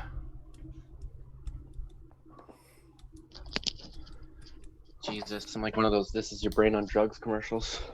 Yeah. We just put in a ticket to move Fresh Service to the new URL, Craig. They fucking made a typo in Canopy Growth. Sweet. Fucking. Canopy. I think they misspelled help. Yeah. Welcome to my life. Well, I think everyone's here. Craig, you got your wine? Yeah, we're good to go. Craig's got his wine. All right, guys. Very good. All right, so you start your next morning. You're going to get your wraps here. The fair has been gathering steam for months, with many exhibitors setting up early. This is the Radiant Festival's first official day, and the streets outside of Edgewatch headquarters seem to teem with people. Inside the precinct, Sergeant Olo stands before the Edgewatch duty board. An oversized map of the precinct of the Presapine quarter, tacked to a large plank of wood facing the main floor. Olo is one of the people here. So there's a couple characters here that I'll just dive into a little bit. You see in the corner a detective who walks up to introduce herself to the new recruits before the morning shift walks up. It is a half-elf female. Her name, she introduces herself. Hello. I am Detective Desdelin Borella. You guys can call me Skinny. Pleasure to meet your acquaintance, new guys. I heard about what you guys did for the bar that I can't remember the name of. What the Tipsy Tengu? The Tipsy Tango. I heard you guys did the Tips Tengu. Good job, y'all. You see, she's kind of like you guys have heard of her. She's the quote-unquote precinct's best detective. She grew up on the streets, has a history of growing up in the docks. She understands how crime in the city works. She's kind of got this sort of rakish charm, got a trademark top hat, and she's notorious around the district for breaking hearts. You guys report to, obviously, Sergeant Mulden Olo. He's a male dwarf. Beloved Olo has been a city guard in various precincts for longer than a human's lifetime. He's gotten unflappable and placid to the point of occasionally falling asleep mid-conversation. Olo nevertheless keeps the Edgewatch headquarters organized during Lieutenant Larvis's tirades to concrete orders. He gripes about the chaos of the festival and constantly refrains that he's getting too old for this business. So he's Murdoch, basically. And there's also Corporal Care Bastion, a Night Elf female officer. She seems meticulous, answers every order with a crisp salute.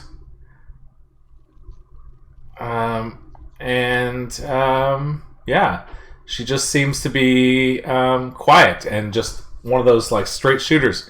Does everything by the book, crisp salutes and everything else like that. But then Olo is your sort of Olo is your sort of guy who's in charge of you and giving you your orders. And he gives you a route. So you guys are in charge of walking the route. You know, like the beat cops you are. Just take some time, walk around the city, get a chance to know the area, and keep the streets safe a little bit. So basically, the map that he shows you. Let me just read it here. Sort of go around the city, either in a clockwise or counterclockwise manner. You can either go left or you can go right, basically, until it takes you around the city. And specifically, I think you're monitoring the Precipice Quarter. How long is a walk supposed to take? Like, is it a full day thing to make the journey? Is it? Yeah, it's kind of like that's your beat, right? So the Precipice Quarter is what you guys are kind of focused on. It's in the bottom right if you look at the map, basically, around the city, sort of to the right of the docks. If you look at that journal entry, you guys should have access to. Nope. All players. No journal. Observer. Save changes. There we go. There we go. All right. Oh, devil at the ducks. So what area are we looking for here? You guys are basically in the Precipice Quarter. Precipice Quarter, yeah. Okay. So the bottom right corner down there. Okay. And where do we report to normally? This is your quarter in here, the Precipice Quarter. Right, but where's our head office? Like, the court is the main one. You guys have been hired to deal with sort of the Precipice Quarter and the event. The event is happening in the Precipice Quarter, I think. So I know again, shit about the Ivy District. That's where I was stationed before this. If we Yes. ever go there. that's right. Yeah, so I think a lot of the things right now are in this quarter right now. Where you guys are focusing on right now. Okay? yep. So there are some people in the precinct around you. Again, right now the only three people are Olo, Skinny, and Corporal Kerr. Corporal Kerr Bastine, who doesn't give you a nickname. She just officially salutes you and welcomes you and walks back to her desk in a very formal way. Is she human? She is a night elf female. What? Skinny is a half elf, and Olo is a male dwarf. You don't have to say male. All dwarves are male. That's true enough. Even when they are female, they look like me. That is very true. Well, then I guess we. Yeah, so you guys can walk around the I'll make our station, way. or you can start your route around the city. That's kind of like your job. Is there anything of note in the Precipice Quarter that we're should be aware of? Just the events of the sort of the No, celebrations. any problem areas? I mean, Yeah, here, can I do a lore check of Yeah. Absalon? Yeah, you can absolutely. Oops, sorry, that was public. Let me give it a private roll.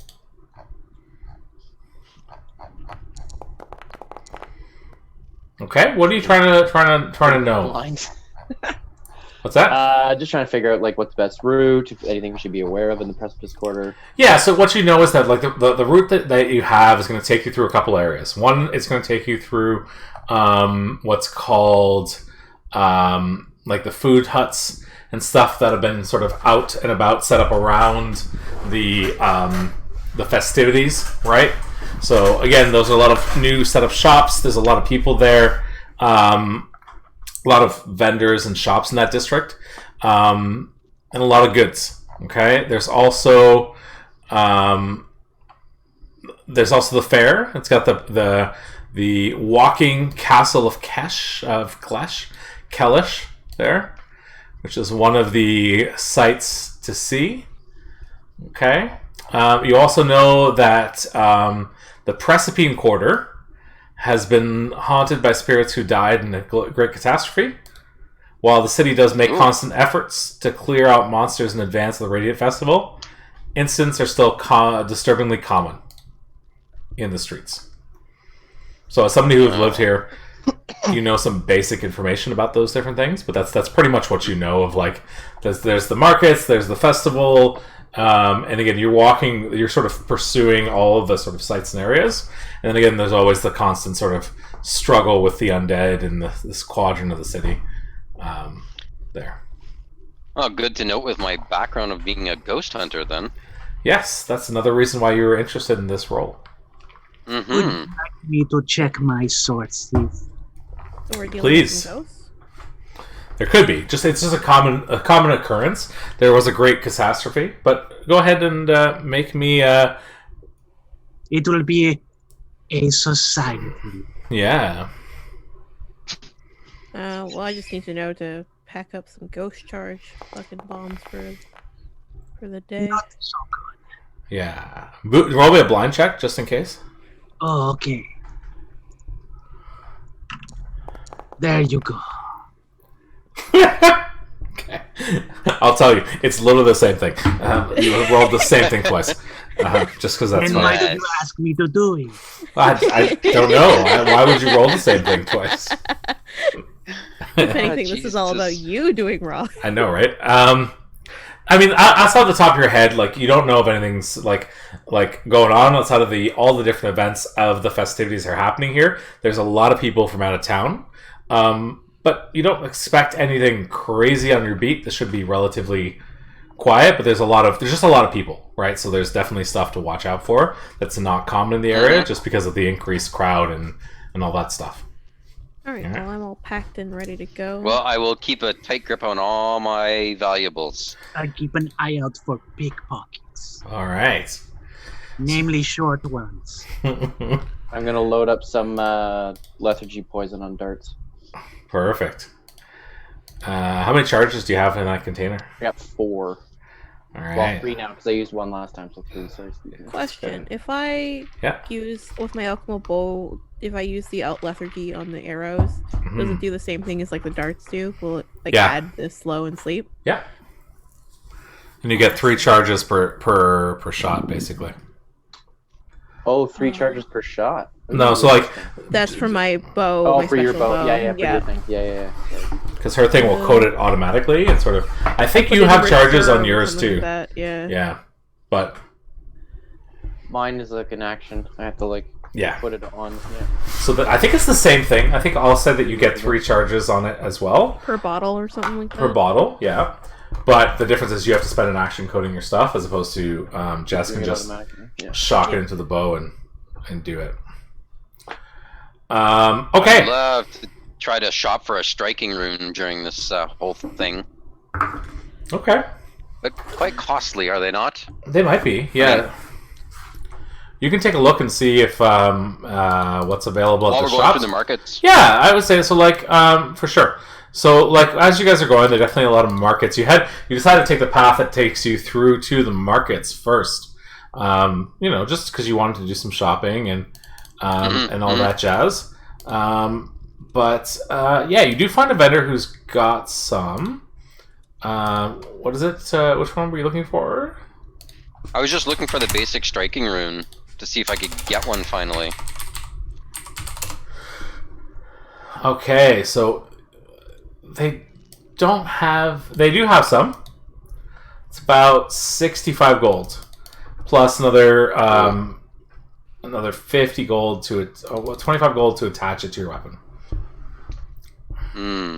So a total of 85, eh? Yeah, but the striking Okay, well, I'll rune basically increases the weapon damage to 2 dice instead of 1, and gives you +1. No, it just doubles the damage. That's right. It doesn't give you +1. Yep. No, the rune of potency does the +1, which I already have. Yeah. Yep, that's all. I just wanted to point out that you needed the potency rune first. Yes, you do have the potency rune. But once how many runes can you have on a weapon? Is there a limit to like how many runes a common weapon can handle? I think it says on the weapon it has to be like +1 can take 1, and then you can upgrade it to +2. I don't know. I just started reading that today. Yeah, page 581. Craig has it correct, where a +1 gets you 1 rune slot, a +2 weapon, and the weapon can be etched with 2 property runes. Got it. So like because you have the +1 rune, that gives you areas to put 1 rune inside of it, right? Yeah. Got it. There's 2 runes that don't count against the cap, and that's I think just the striking rune and the other one, like the 2 basics. I think the +1 is the one that doesn't count towards it. The weapon potency and then the striking rune. The striking rune is considered a fundamental weapon. Yeah, striking rather and than a don't count against the limit. Yeah, the property runes are the specials. Okay, cool. Like corrosive or axiomatic or whatever. Yeah, so you can get your striking rune if you want.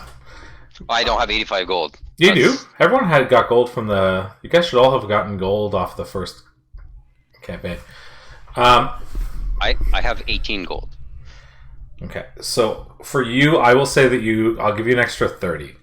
Maverick gave you all of his gold, and it was 110. Yeah, so I level 4. So how much gold do you have, Jess? I have 248. Yeah, so you guys might not have been splitting up the gold from. So before Ian's character gave me a gold for making all the gold he had for making the potions for everyone. Okay. So I have been splitting for most of it. I think I did keep 1 stash of an extra 30 gold for That's fine. For my own, but yeah. Everyone else. We can say Vigo gave all his money away. Yeah, so I'll tell you what. I'll give you the striking rune as part of it, so you can have the striking rune. Okay, I don't know how to equip that onto a weapon. Oh, I do. Do you? Don't worry. Yep. So if you go to your inventory and you select the glaive, it'll pop up there's the edit feature. Yeah. And then you go to the details, and then you can change the potency and all of that. So potency's been changed to +1. Striking rune, regular striking rune's been added. Oh yeah, look at that. And then there you go. I love how this. You know what? I was talking about this with somebody else. I don't care what they say. This fucking foundry was made for Pathfinder. Absolutely. There's so much stuff that's made specifically for Pathfinder in this that it's crazy. Okay, sorry. So the fair has been gathering steam for months. I did that already. Okay, so. As you guys sort of walk through the what are we walking through right now? The market. We're at the market. All right. Let me do something here. Preload scene for everybody. So, guys, and then let me know when you're done downloading the scene because I'm going to switch over here. I'm just going to make it active here. I don't do not have a token on this vision. That's okay. I'll bring you guys on here. You always turn me on. Yes, I do. All right. So as you guys hit the beat, oh my god! I'll fix your fiery leper later. It's all good. Cork. He's guy incognito right now. 2, 3, 4, 5, 6. Okay, cool. So as you guys are sort of walking through the markets and stuff like that, smoke and profanities rise up from a cluster of food stalls near a small park overlooking the Aslam Harbor. The commotion centers on 2 particularly decrepit booths positioned across from each other, each with little more than piles of haphazardly nailed boards. Their peripheries scorched and smoldering. Suddenly, a clay pot flies across the intervening space, smashing against one of the scorched stalls, splattering oil across several of the others. As you see over here, these 2 guards are starting to... these 2 goblins are starting to yell at each other. You better interject, big one. I was about to go. Not I you. will. The green one. We both go. I'm gonna go up behind them because I have a. Not the lizard. Why can't you tell each other apart?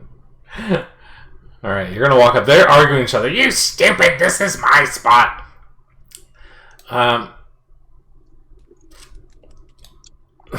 So one of them is a fried pickle hut, and the other one is a fried goods hut.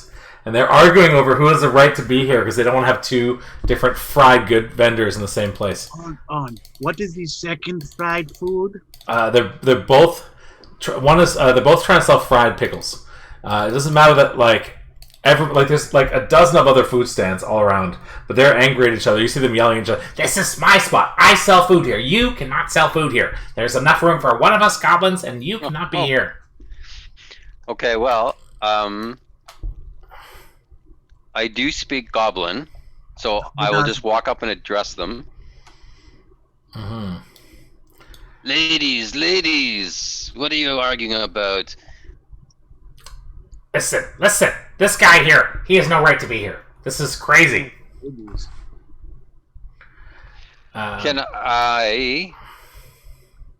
Do we know what the legal lore, the legal ramifications are here? Of like, is there a fine for having two stalls? Is this really just kind of thrown together? This is just like people nobody gives a shit. This is just like they can set up stalls. So like, there's no rules against them. There's nothing. They just literally they're like there's like 20 other stalls in the area also selling different goods and fried foods.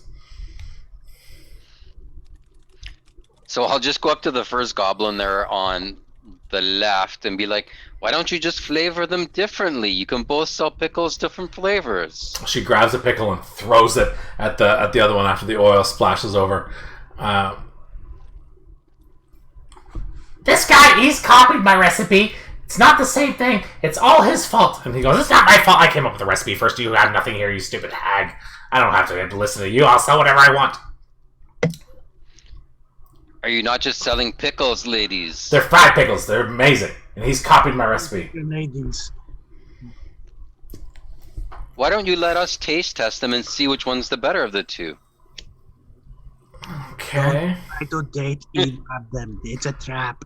Make me a diplomacy check as you try to talk them down. A pickle trap, oh my. You want it blind, sorry? Yes, always, please. Unless we're in combat. Apologies. Please. No, it's all good. Yes. And I'll aid him in that effort. Mm-hmm. All right. So you start to sort of explain, like, calm down and stuff like that. Meanwhile, Korik goes and sort of talks to him a little bit more abruptly and says, come on, this is a little stupid. And they start to listen. They're like, well, it's not there.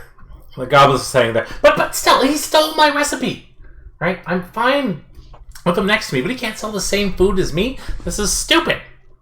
Can I try and convince them that it's actually my recipe, that I invented fried pickles?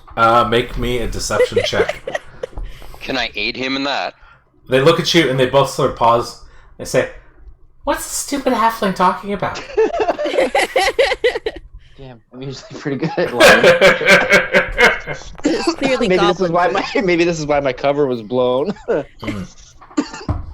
Meanwhile, Ian's like, no, he really did. And they sort of pause and they look at him. They're like, Look at my pause when you pause. Yeah, they look at you as you sort of chime in on this. And they're like, I don't think that matters. Well, I think what matters here is...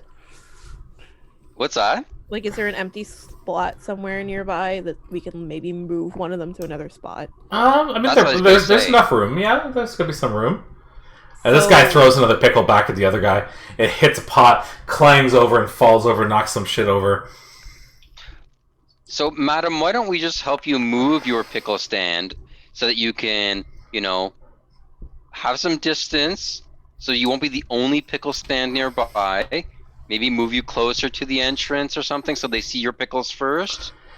So as you say this, you're sort of like explaining them the move. Behind you, out of the corner of your eye, you just see Korik take out a dagger and just slowly start to sharpen it. And the goblin kind of starts looking at him and is super intimidated by this giant cat lizard person and this halfling just behind him, slowly sharpening it, like making that like as you're like, maybe you should move. And just like right behind him again. And he's like, okay, maybe I'll put my stuff together and move it then. Well, we're more than happy to help. Okay. And this goblin goes, yeah, stupid. Move your stuff, and throws one more pickle. Down. One more pickle at this guy, and the pickle hits Lots the of free pot. pickles on the ground. Can I try and like jump in the way of the pickle, like Yeah. like Can I spear the pickle on the end of my dagger and eat it? Make me a reflex check. If you want to try to block the pickle in midair. Gosh. All right, so you hit the pickle. The pickle in midair. But you don't catch it. It's slippery, right? It's fried. It's actually kind of hot because it was out of the fryer. The hot pickle. Sacrifice our bodies at the Edgewatch. The hot pickle. Gets wedged in your armor, slowly moving I got down. this fucking scar from a hot pickle war. Yeah. So as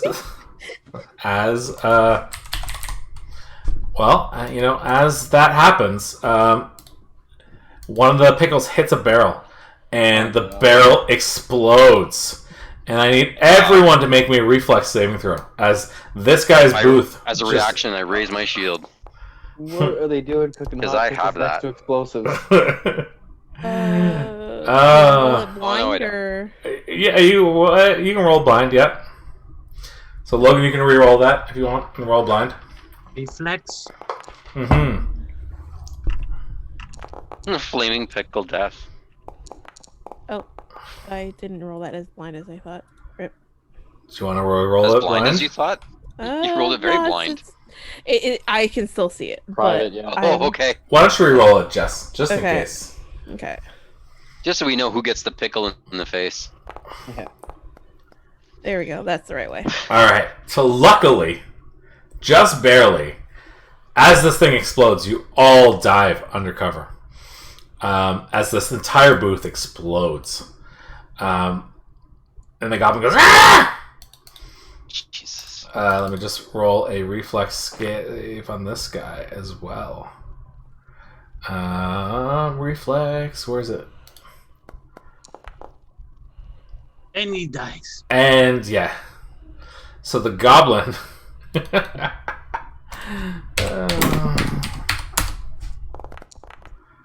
yeah. Oh my gosh. Literally, the barrel next to the goblin explodes, and the goblin is knocked over, dead. Dead, or can I treat wounds on him before he dies? Well, he's dying right now. He just exploded. Bits and pieces Okay, of him well- are kind of all over the place. Yeah, Well, I I'll think go and do a battle medicine on him. I'll just respond with a heal, so that way there's no check. Yeah, go Okay. for it.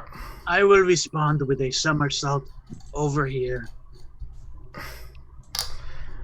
This I have guy's my bow drawn.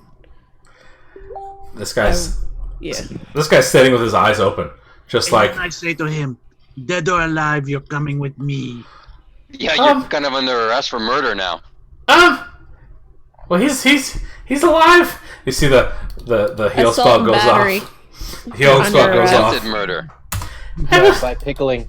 I threw a pickle. You hit it. You were the one that did it. I saw you. You hit it. You guys all saw me hit it in the air. I'm just No, I rolling didn't illegal see that. on this to see what precedent there is. Jesus. Precedent. I mean, there's no real legal I precedent mean, for death it's by assault. pickle. He caused some damage. There's no precedent for this.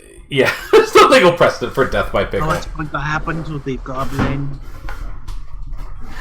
It's up to you guys. What are you doing? The goblin's there. He's like, ah! Oh, I didn't we're mean taking to. him in. We're taking him in. At the very least, he's fucking gonna have a day without sales. Hold on. That's right. Let me public that. You smack him in the back of the head. Yeah. Jesus.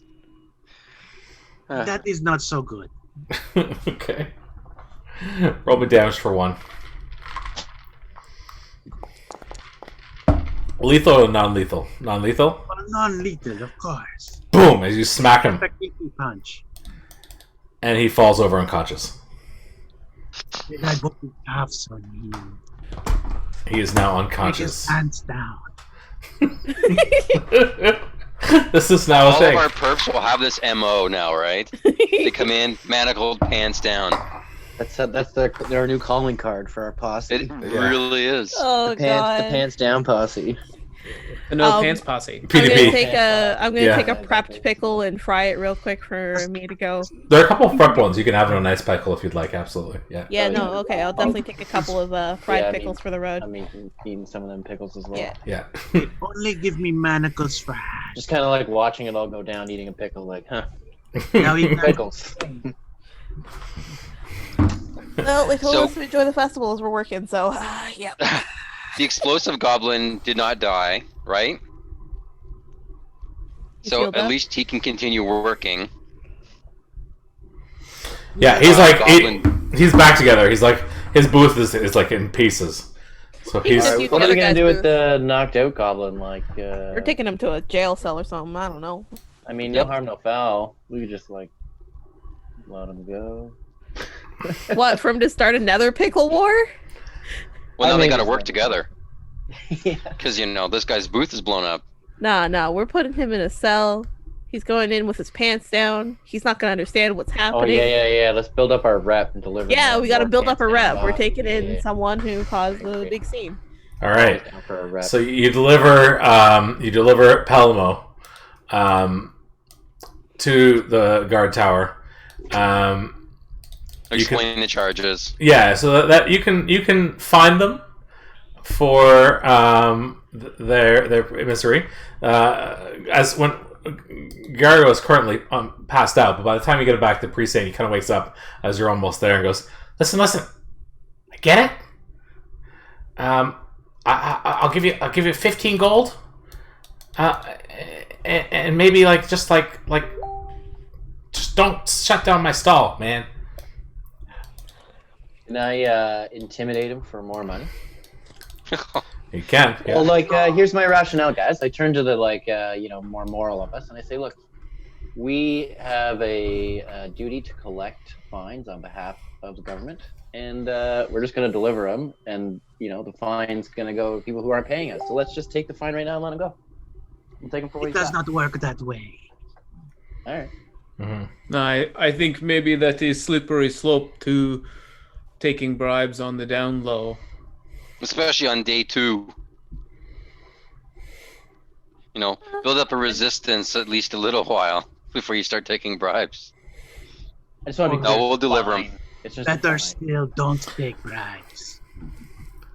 Also, technically, if we take him in, his stuff is ours, so... That is correct. So there's nothing Yeah, wrong let's shake him down. with taking their stuff away as part of the cost of causing a commotion in the city, which is But don't morally want to accepted. shake down goblin, their legs fall off. Before we have left, can we have checked the stall to see if there was what's it called, or like a till or something? Can we have maybe have looted that? Yeah, so you got that. They have about 15 gold split amongst the two of them that you guys. I mean, can have. all I'm saying is we took the gold off the last guys. Yeah, no, let's take the 15 bit of a gold, shrug but we're and- gonna still take him to the jail Just- because Oh, as yeah, contractors, it's still our job to we get the stuff. Hey, This is our if- only pay, right? Yeah. If we can get the gold and drop them off, Yeah. Yeah, you guys Wait, get wait. the gold. He's just trying to offer it to you as a means to keep his booth open. oh no, Yeah, we're no. gonna take it anyways. That's yeah. our right to take, man. Sorry. All right. Well, your booth will be open because the other dude will be running it for you. Yeah, it'll be great. Oh yeah. Problem solved. Another day in Absalon. Bad boys. Yeah. With all the criminal perp walks with their pants down. Yeah. Good. That's a great calling card. I love it. Is it though? Is it? It really is. I mean, it's memorable. Yeah. People are Yeah, you know what? It talking is about it. memorable. You know what? Nobody will People are ever talking say that it about it. wasn't whatever our team name is. Bringing in the people in that case. Mm-hmm. The No Pants Posse. Well, I mean, there's literally 4 of us that don't wear pants. God. I like walk over and write on the stall like the No Pants Posse was here. So you drop the goblins off. You one of the goblins. sorry, one of the other goblins. Yeah. left the other goblin there to sort of rebuild his shack. And then I assume you're going to continue on go back to your route? Yes. Yep. Yep. Awesome. Also, we're gifting the other goblin whatever remains of the stall to continue like doing their work at the fair. Thank you very much. See, I told you he was crazy. He nearly died Wait from a his second. crazy. Are we at least like concerned why the other pickle guy had explosives in his? There were buckets of oil from frying. Yeah, they're just like sorry. frying oil. I Yeah. thought we found like a No, it basically the pickle knocked over one of the barrels of oil and into the And flame. it caught fire. Yeah. Gotcha. He's got like buckets of saltpeter there just next to it, Yeah. waiting to blow up. The pickle that you hit in midair was the one that did it. So Maybe he's got some illegal fireworks in there. I don't know. All right, let's go. yeah. So you Back to strutting. Another day, another gold piece. That's right. You continue on your thing. Now you're walking by one of the fair's most impressive exhibits, the Walking Castle of Kaleshi. A crowd of fairgoers stands by in awe as, just beyond the line of guard ropes, a stone castle complete with battlements, domed towers, marches along a wide elliptical stone track. Dozens of thick mechanical legs support its bulk. Nobles in fine dresses and coats wave from atop its walls. Suddenly, a commotion erupts from the crowd. A woman... Oh, sorry. Let me do this. Map it up. And let me drag you all in here.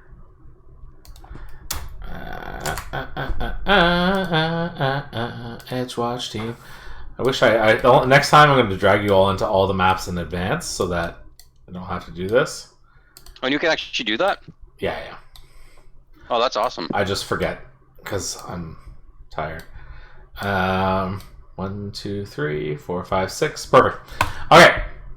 So, as you guys are walking by, you see this giant mechanical castle, just unlike anything you guys have ever seen, right? Like, think about it like an actual castle with like 15 legs underneath it, walking around an oval track is pretty impressive. Suddenly, a commotion erupts from the crowd. A woman races out, holding a dagger and a belt pouch. Behind her, a red-faced man yells, "Stop her, thief!" as she goes and starts to run towards you guys. Correct. I believe he was talking to you. Yeah, I could probably try and trip her. I'm not the strongest, but I'll give it a shot. Yeah, so you see that she's been sort of maybe collecting quite a lot of stuff here, and maybe not paying attention as much to guards, because she starts running straight to you. And then, all of a sudden, her eyes come up, and her go wide as she sees the group of you walking down the street. I give her jazz hands. The cat does jazz hands. Hey.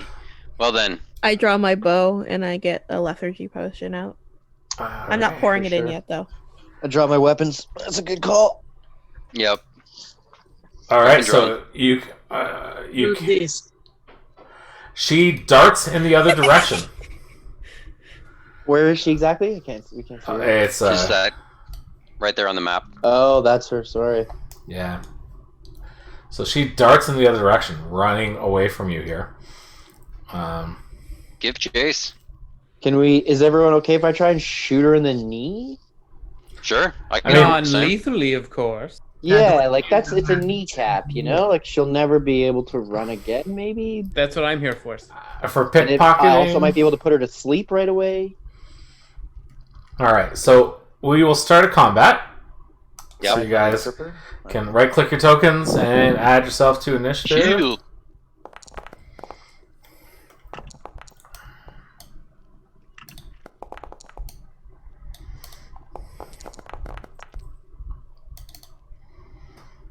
Oh, The moment I natty. get a 22, y'all roll way higher than me. I finally get a decent initiative roll. All right. Well, Kishitar, you are up first. This sort of cutthroat stops and Besides, yeah. all right. Well, What are you doing? I will. Just checking the distance, 20 feet on my trident. I'll step up. Yeah, I'll move up 10 feet. and I'll give my my trident a throw at her. Okay, trident throw is going to be lethal. What? You can't really Non-lethal? throw a trident non-lethally. Okay. Just as an I will FYI. retcon that. Yeah, think about it. Like, if you're throwing a large metal object, like, you can hit a sword on the side and stuff like that, but, like... What if he throws Yeah. it backwards, like hilt first? That would just be a little bit less. lame. At this Yeah. point, you're in spots, so like you could catch up with them Yeah, Yeah, like, that's you can true. go... I probably could. You can... Tactful. easily. Yeah. Nice. Okay. Well, then I will do that and non-lethally strike her then with said trident. Are you trying to grapple her, or just... Yeah, is a sorry. Yeah, there is no trip effect on this. That's true. You can make a grab, So right? I will just, yep, So, Or just an athletics check. you can shove her down, or you can make a grab. Yep. I'll just make a grab. Yeah, so a grab is a contested athletics check. Make me an athletics check. Blind athletics. Oh, blind. That's fine. That's fine. I will say that you have now grabbed her. So she's immobilized. She's I will grabbed. restrain her then.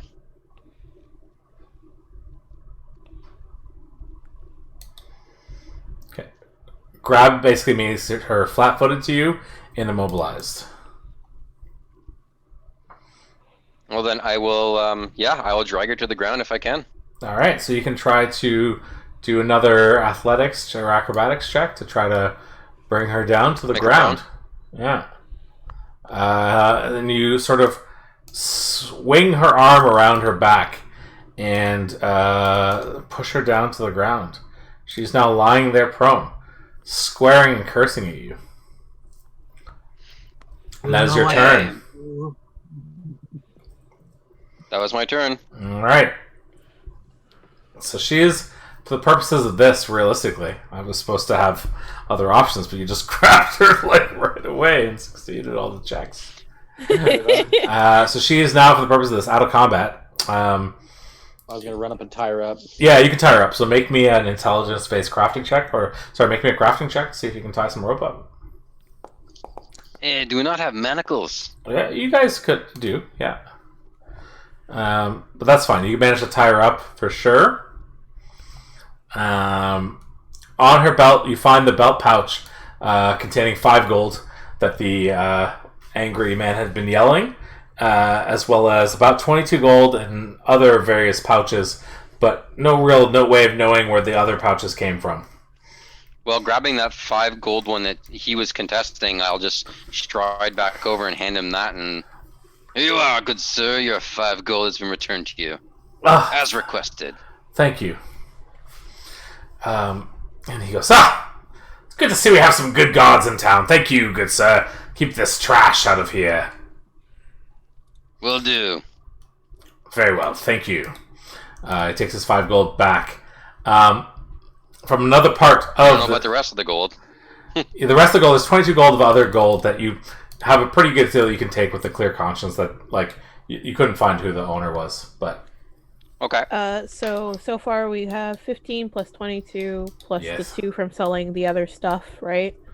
Yes. Mhm. So we're at 39 gold for today. We're Yeah. doing pretty good. We're And doing you good. have... she has a sling and a hatchet on her, as well as leather armor And pants. and pants. Not anymore. Yes. She is awake still and not too keen on you stripping down her pants. They never are. They never are. I'll take that sling if nobody minds. Go for it. No. The weapon of my people. Well, we just kindly ask her, does she want to be escorted conscious or unconscious? She goes, conscious, I guess. Then the pants stay on. And as she goes Sorry, guys. as you go to stand her up, you hear a scream erupt from an excavation project on a nearby street. Workers flee, scattering their shovels and pickaxes, as 4 skeletons in rusted armor clamber up from a hole in the pavement. I guess this is your lucky day, sweet cheeks. All these guys. Well, we can't bring her in, that's for sure, because skeletons are a little more important, guys. Yeah, no, that's fair. That's fair. That's validation. her into the water. As these guys come up. And now, once again, friends. More initiative. Initiative. Yes. One of the things you guys will realize, the only negative I read about this campaign so far, other than people being super sensitive about cops in general, because apparently everyone's super sensitive about cops right now, is that there's a lot of combat in this. So, Okay. be advised. That's Yeah, whatever. Please roll your initiative. Also, I probably would have moved up with the group. My bad. Here. Yeah, move up. I assume the Fire Leopard's over with his master too. Yes, for sure. Oh, I thought he moved with me, but no, I guess not.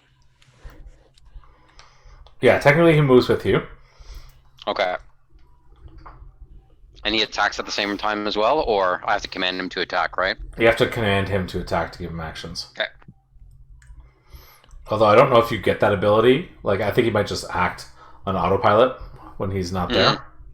Okay. If you've got the animal companion feat, it's 1 action for 2 actions to your animal companion. Right. Okay. But if you don't... I will look. If he doesn't, then it's just an NPC that follows him around for story reasons. You can, I think you can ask it to do things, simple things, but it's a nature check against the something or other. Yeah. Like, it'll defend itself, for example, in combat. For if sure. It's attacked. But it won't actively, like, attack for you kind of deal. Okay. Until I take the animal companion feat or something, right? Yeah. Perfect. Cool. Duly noted. All right. So, Ian, you're up. Oh, again? Mm-hmm. Well. I will... You're ready for this.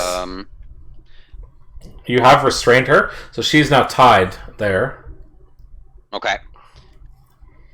I'll just Is she be like... unconscious? No, she's awake. No, she's... Okay. Yeah. So I will first move then to engage these guys. My first action there, that's 25 feet, I believe. Mm-hmm. And I'll ready my glaive for my second action, then attack. All right. Cool. Yeah. Pinging on this guy. Mm-hmm. Oh, there we go, public. 25 to hit. 25 hits, yes.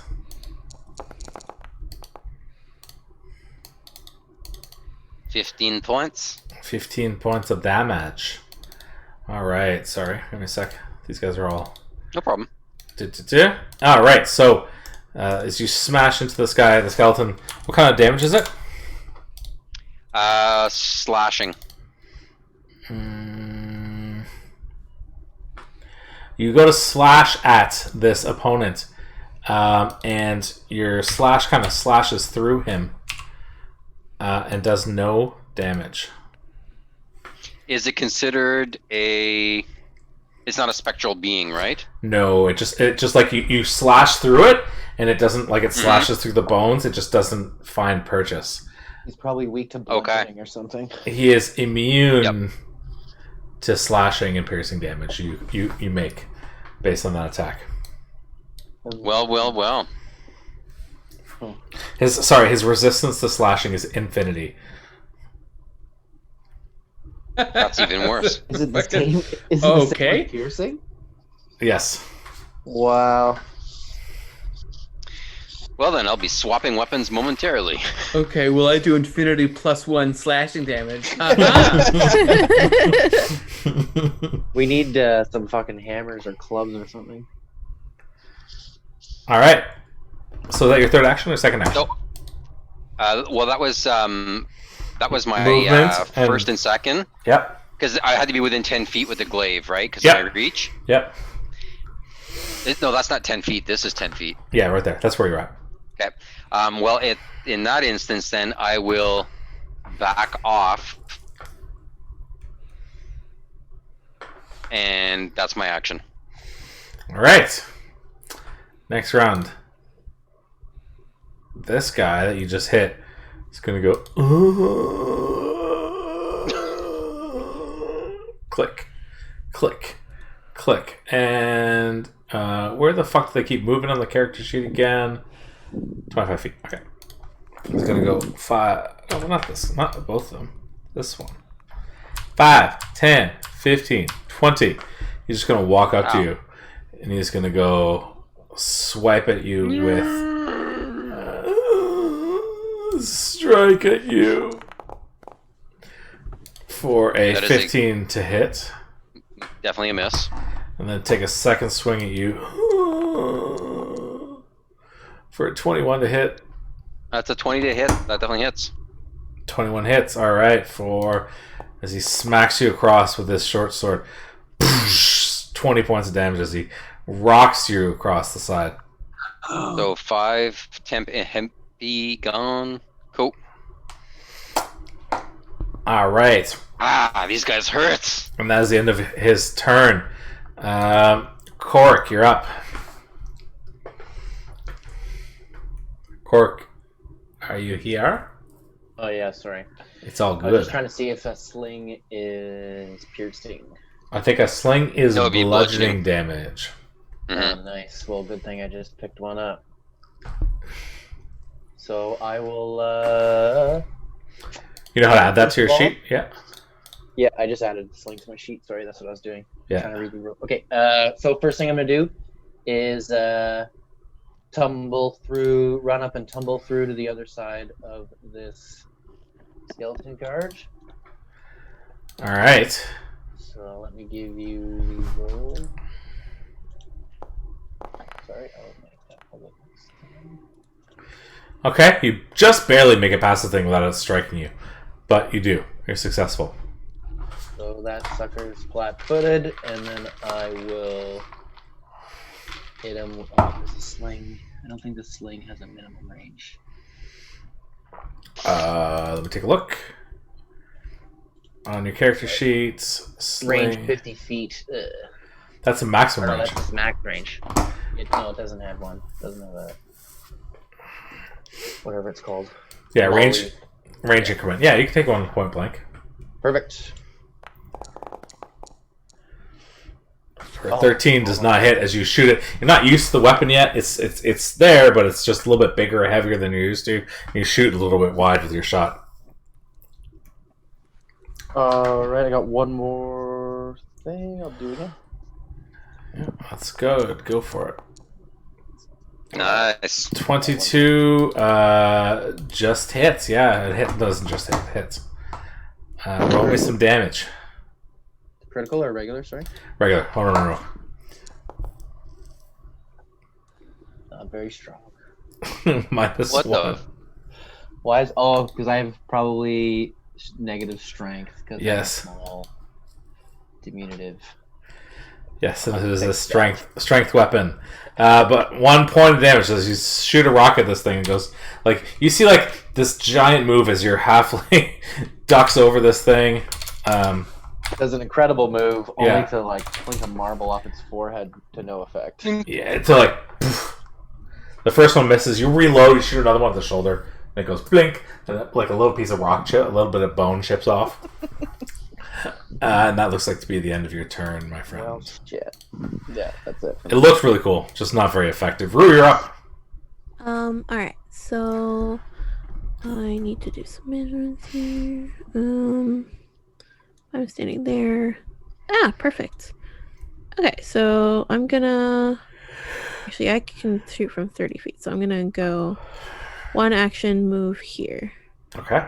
Second action, I'm going to throw a bomb. I'm going to throw my ghost charge. Okay. 24 to hit. 24 hits for regular damage. Damn. And then damage.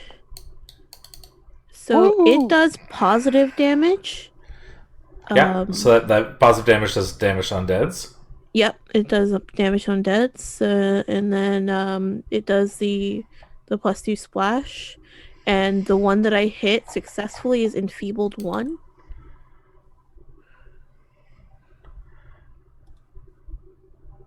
All right, so Your attack. Until the start of my next turn. It's Okay. enfeebled one. So, which one are you hitting? This one? Oh, here? The one that's like, yeah, that one there. So the splash damage hits the other two. That's Alright, so. Is now enfeebled one. Equal to the conditions based strength. So it's a -1 on checks for that one. Here, and it takes 14 points of damage. And then for my last move, I'm just gonna. And then back the up splash damage is 2 to these 2. ones. 2. Alright. I'm just going to move back. Sure. Perfect. Just a little bit, yeah. Alright. Awesome. Tristan, you're up. Perlock, you're up. What are you doing? Okay.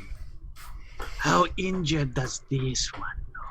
Not injured at all. Outside of a small chip on the right shoulder of the skeleton, it's perfectly healthy. But I noticed that the slashing did not. You notice the slashing just went through his ribs and to the other side and just didn't do any damage. Just can't get a good. Yeah. I will not make that mistake. You can't because you only have pokey fists. I will move up. Then I will slide Do it. with my powerful fist.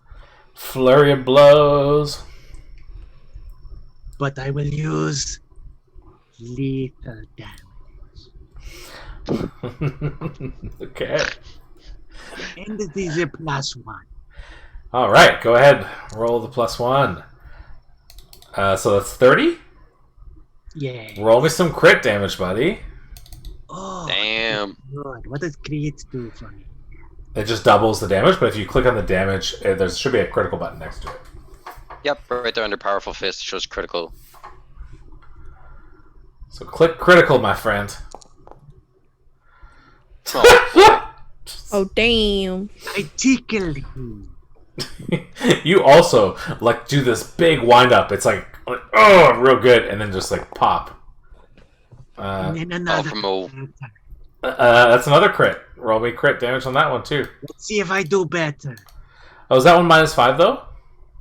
Well, probably not. Yeah. So on your second attack, you could roll the map -4, which no longer makes it a crit, but that's Then I roll okay. them. Same damage. Well, I mean, without the crit though, so that's good. All right, 4 more That's pretty points. 4 more points of damage. You smack him. Now you're starting to see that. Now you've started to build up some of that damage there for sure. All right, and that is your turn, my friend. I think move into 2 actions. Now, You know, I did more damage than that. The powerful strike is finesse. So you can add my agility bonus. That's what I thought. Yeah, okay. That is another +8. Another 8 on top of that, right? Okay. Now this one up here is actually looking pretty hurt. It's looking very bloody. If it was bloody. Just more like cracked, really. And then my third action. Did you move? I moved. I flurried. Oh, flurry is 2 attacks for 1. That's right. Yes, third action. Then Go. I moved back 10 feet. Do it. Because I am a quick stepper. Oh, look at you, quick stepping. Very impressive. Well, at that, the skeleton guard over here that you hit with enfeeblement looks and goes, Sorry, I don't speak that language. it makes a swipe at Craig for 16 to hit. Which I don't That's a think miss. gets you. No, that's a miss. Alright, it's going to make a second strike. For 19 in the second hit. Also a miss. I look up and I say, aim lower, stupid. And it just looks at you kind of like perplexed. Its head kind of off kilter as it just sort of breathes at you. Gills, you're up. You ready? This one's gonna get crazy. Oh boy. Move through friend difficult terrain, right? Yeah. So 10, 15, 20, 25. Yeah. And then I will raise my hand and say, I walk through the valley of shadow of death. And cast Sanctuary on myself. Okay, what does that do? That's his new spell. So, you ward a creature with protective energy.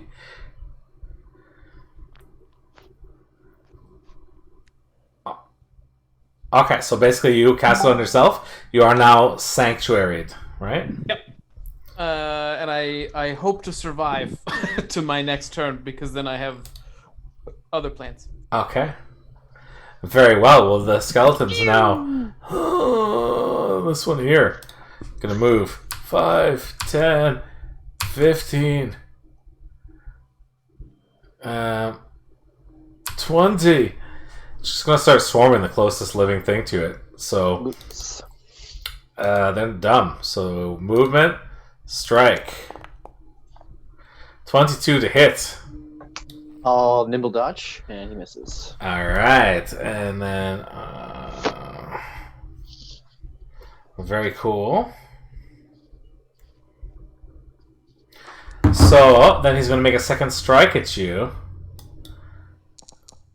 for 11. Miss. Your AC is 21, so that's a critical fail. So it smashes its scimitar, and it's already kind of half broken, and the thing just breaks, and it breaks its weapon. So now it's unarmed.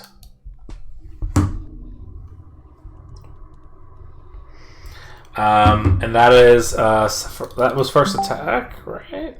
Second attack. Second attack. Okay, so that's it.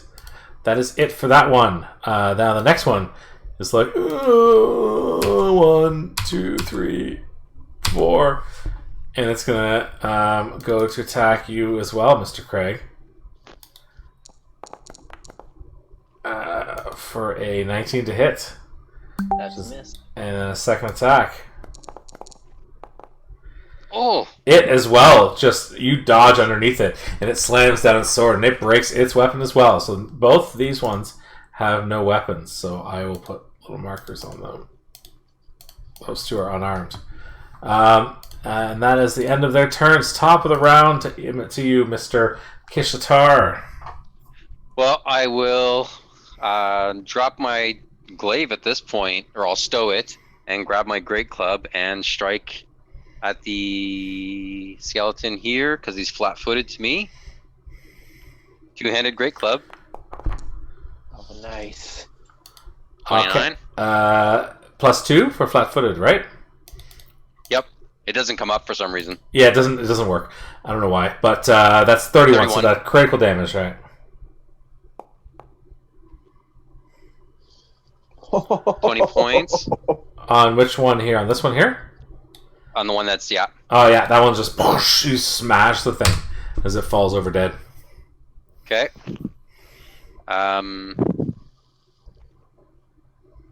And I will just cut this one off.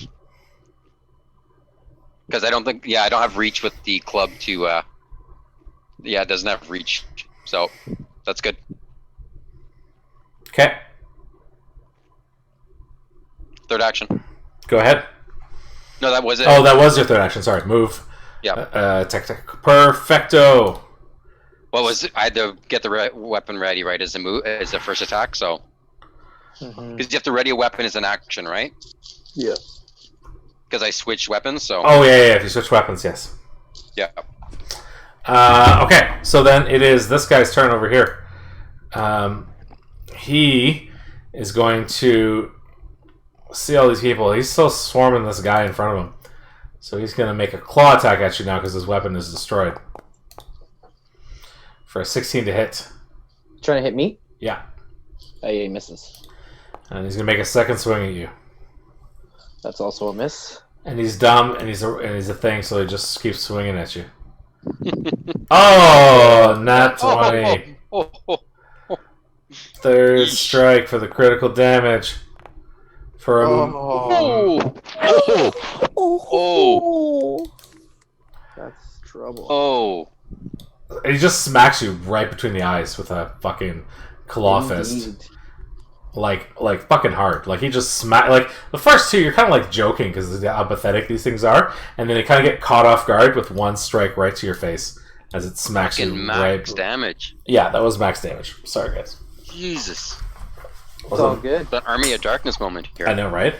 And that is his turn. But now it is your turn, Craig. All right, well, I'm Korak. gonna roll on out of here. Yep. My time is done. Whoop. Jump Right into the water. Swim home. Sploosh. Fuck you guys, I'm going home. No, okay, he's gonna run back here and I don't know, gonna take a slingshot, I guess. Okay. Why not? Actually, before I jump out of there, I'm gonna do my escape. Shoot the cards in the air, distract all these skeletons. Okay. Yeah. Go for it. So I'm hidden from them, and that'll give me them flat-footed for my amazing sling strike. Eh, 21 hits. Just 23 hits. Yeah. Yeah, so I'm gonna hit this one like straight ahead of me there. Mm-hmm. And here's the awesome damage of my negative strength. I'm just checking to see if a sling is actually a strength weapon or not. I don't roll it as a strength. You might just need to change it to agile to use. It's propulsive, so I think it checks the strength. Let me roll my sling here for you and see what it does. Because I don't think mine rolls as... propulsive. Add half your strength modifier to damage rolls. If Yeah, you have a yours negative does strength too. if you have a negative strength modifier, you add your full strength modifier instead. Huh? What? So this doesn't make sense to me. So But what it's saying is that if you have a negative, you You don't have to add the- half the negative. You take the full negative. You take the full negative. Right, so you take -1 to damage, basically. Yeah. Yeah. Okay. That's what he's been doing, yeah. Oh, okay, yeah. So, Yeah. Jess, you should have that too on your sling. Yeah, I Yeah, see she's it not there. negative, though. Yeah, I'm not negative. I'm 0. That's so right, I so don't it have a problem. That's why I've never had a problem with it. Yeah. I'll hit the gym. I'll do some push-ups. Yeah. I'll be So- back. Oh, yeah, so technically yours does 3 damage. Which one are you attacking? And then I'm going to The one that was straight ahead. Yeah. yeah, the one The enfeebled one. Yeah. hit him for 3. Mm-hmm. And then I'm gonna try and sneak. I'm gonna hide in the legs of an adjacent party. So I'm gonna like hide in the legs of this Cat person? Yeah. I'm gonna Okay. give you a sneak check.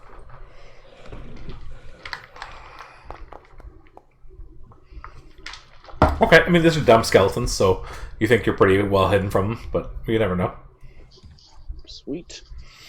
That's it. All right, very good. Rue, you're up. All right. Which one's looking the most broken? The one in the middle is looking like it's cracking the most. Looking to start Okay. getting severely broken. How are the other 2 doing? They're perfectly fine. Okay. I'm gonna go after The one on the right has a that's couple fine. One on the right has a couple chips on it, but that's about it. Okay. I need 30 to 20 feet to do my thing. I go. I can't go here, can I? Because there's a whole bunch of shit there, right? I would say like it would be rough terrain, and you'd be kind of it's like a stall, right? That you'd be barging in on. Yeah. Trying to figure out where to go to throw this. Hold on. It needs to just be 20 You get feet. behind me, no? Well, you guys You'd are be in the perfectly way, so diagonal. you're gonna mess up my shot. You're gonna block her shot. Yeah, if you're yeah. straight, she's straight behind you. I'm just okay. Easiest thing to do is probably just go for the one in the middle. Probably just knock it out anyway. So I'm gonna do the ghost charge on it. In the middle there. Where is this ghost charge? Okay, it's down here. Straight +9. Oh, it almost Nice. landed on that one and scared me. And then damage is 15 positive +2, and then splash on the other 2. 15 to the bottom one. 15 to the bottom one, Okay, that one explodes with your bomb as soon as your bomb hits it. and then splash Yeah. on the other 2. Perfect. All right. right. Very good. And then y'all are in the way, so I'm just gonna back up over here. Not as far this time. I'm just gonna go up to the stairs here. Okay. Good. All right. Anything else? That's it for me. I'll Perfect. break out the sling next round. I'm out of ghost charges. All right. Show Korak how it's done with full strength. All right. Perfect. Okay. Cool. So it is now your turn, Mr. Perlock. Okay. I move to that position beside the big cat. Yes. Then you get 2 paws to the face. Meow mix. Meow mix, meow mix. Oh, this is a critical hit. Again. Love it. I read it. It does not do damage because of dex. It is still all strength, Oh, really? Yeah, unarmed strikes. which is unfortunate, but you know. You can. We can talk about it later if you want to adjust some But- things after. But we can talk. No. Because. Hold on 1 second. I got to look at these. There we He go. got distracted by the tinfoil ball. Because I have brawling focus. It does critical specialization. Okay. What does that do? There is a DC of 20 that he must pass for something. I don't know. Okay, let's look it up. But if he fails, he is slowed. You know, more than being dead. Criticals. It's probably a fortitude, right? Could be. 1 second. Look up critical specialization effects of unarmed strikes. I should probably look up unarmed strikes. Bear with me. Critical specialization affects certain feats there. Axe bomb, knife, sling.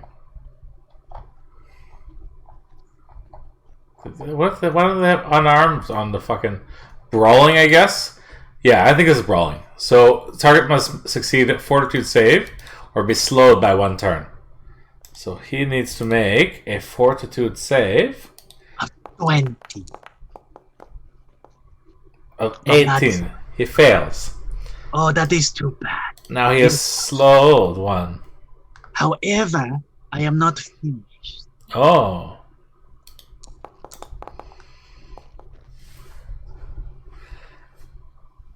$16 Does does that not hit. Okay. Well, because I hit him at 1 flurry of blow, Mhm. 1 blow, he has to make another 42 save against my DC for stunning feats. I assume he fails. What does that mean? Well, did he critical fail? He did. Yep. Well, yeah. If your DC is 20, then he did. Then he is stunned for 3 rounds. Perfect. Oh, unfortunate. Oh, I'm crying over here. All right. He is stunned for 2 rounds. Boom. And then I will back up 10 feet. Okay. I don't think you can back up. Can you? Because I am queen. Is that a thing that gives you something? I like it. All right, Mr. Logan.